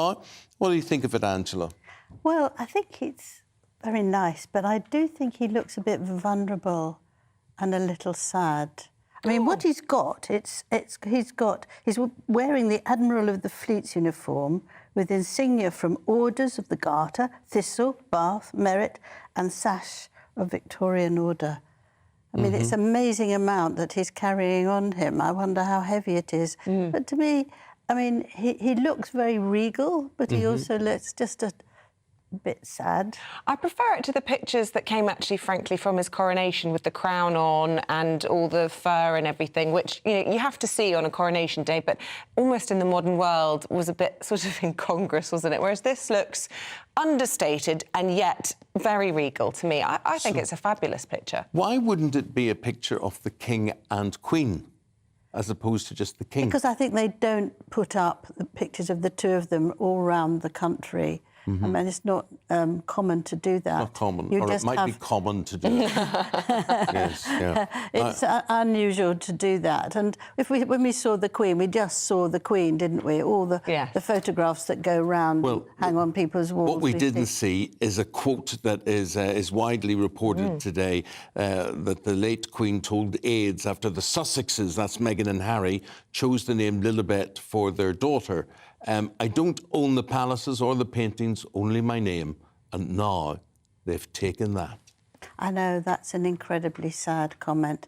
And I think one of the reasons was that it was discovered that Meghan, even before Lilibet was born, had taken out the names officially so that she could use them to buy things, to identify them. So it was What do you mean, like copyright the names? Yes, yes. Seriously? Yes. Before she was even Diana, pregnant? Before she had Lilibet. She might well have been pregnant. But this was discovered. Oh, my word. And actually, I think that is awful for the Queen, because she gets drawn in to be owning sort of tea organisations or, you know, gloves or something like that, because the name is so unique. And just for her, because she couldn't say it when she was young, and for her family, her parents, and for the Duke of Edinburgh, it was what he called her out of love, very intimate, so that she is put there. And people who don't know will think, oh, yes, the Queen is supporting this, let's buy it. I think it's appalling. Could I say to you that without the Queen, with the Queen no longer with us, that Lilibet hasn't got that reflected glory, and therefore I can't see people buying Lilibet gloves or handbags or anything in the future because Queen Elizabeth isn't here anymore. Yes, well, she can't say she'd like it now, can she? Yeah. No, so that's right. But I think it's very disrespectful. And I think the first time we saw that... Calculating. Yes, and it's trying to get her own back, because Meghan really hated the fact that she wasn't treated as she felt she should have been. And she wanted to get her own back. And we saw in Netflix, when they did their 6-hour broadcast, when she did that imitation curtsy, And she did this, "Oh, Your Majesty," with this So sort over of the top, silly wasn't it, fluff. when she did all this? that. And then Harry's face was just stricken. Yeah, but he didn't stop it. He's never done anything to stop it. Why didn't he stop it for the Lilibet? I mean, it just shows you not just who is in charge, but that she doesn't care what he really thinks, because he would be very hurt to do that. He loved the Queen. And although he might have felt, well, it's not quite our lives to live in there, he told me when I was writing his biography that he would stay long because the Queen, because she's so wonderful. Gosh, we've and got to he say didn't goodbye. try and We're going to be cut off. that. Sorry to end it there. Here's the weather. We'll be back tomorrow. Good morning. Welcome to your latest GB News weather update with me, Annie Shuttleworth from the Met Office. It's going to be another very cold day out there today with snow and ice across many northern areas. There is a warning in force for this area of sleet and snow that's moving into more northwestern areas of the UK, covering much of southern Scotland into northern England as well as Northern Ireland, perhaps parts of North Wales later. In the south, though, it should stay largely dry across much of Wales, central England and southern England, with plenty of crisp winter sunshine across the east once again. And after the cold start this morning, it will warm up a little bit with light winds and plenty of sunshine in the south, but still staying very cold in the north into the evening. We'll then see a harsh frost developing once again through this evening. Plenty of clear skies across the south, but also that very cold wind across the north, allowing temperatures to dip down as low as -15 across parts of Scotland. The area of sleet and snow will push into more areas of northern England tonight, and that means there's a risk of ice tomorrow morning, so do take care if you're travelling. There'll be another very cold start to the day tomorrow morning, and we'll see plenty of snow showers pushing into Northern Ireland, many northern areas of Scotland, but further inland it should be a much drier and brighter day. In the south coast, though, you could see a dusting of snow, but there is some uncertainty in the details, so please keep up to date with them if you are in these areas. But for many of us, it should be a dry, crisp winter's day, but still feeling fairly chilly. That's all for now, but make sure you keep up to date, and I'll see you next time. Very good morning. 9:25, we've got a very interesting show coming up today.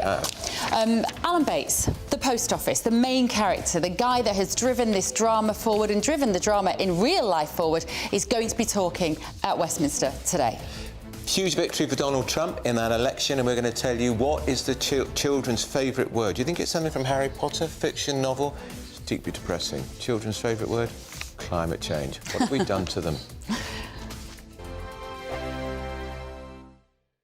GB News is Britain's news channel, and now you can support it. All you have to do is scan that QR code that's up on your screen right now, or you can go to gbnews.com/support and become a GB News member. You'll have fantastic benefits. We're also going to organise special events where you as GB News members can meet the presenters, the on-screen faces. Scan the QR code or go to gbnews.com/support. Thank you so much. Big news, big debates, big opinion. Patrick Christie's Tonight is the week's biggest show. Every weekday, 9 to 11 p.m, we've got the inside track on the day's top stories. There'll be sharp takes you won't get anywhere else. We will set the news agenda, not just follow it, and I want to bring you along for the ride. Whatever it is, we'll have our finger on the pulse. It's news, but it's this close to entertainment. Patrick Christie's Tonight, 9 to 11 p.m, only on GB News, the People's Channel, Britain's news channel. Now then, Lee Anderson here. Join me on GB News on my show, The Real World, every Friday at 7 p.m. I'm not eating bloody cat. Are you Delicious. mental? Open your mouth. OK, here comes a train. Reminds me of the scene in Singing in the Rain. Adam, is that a good one? Whoa! Join me at 7 on GB News, Britain's news channel. I'm Andrew Doyle. Join me at 7 o'clock every Sunday night for Free Speech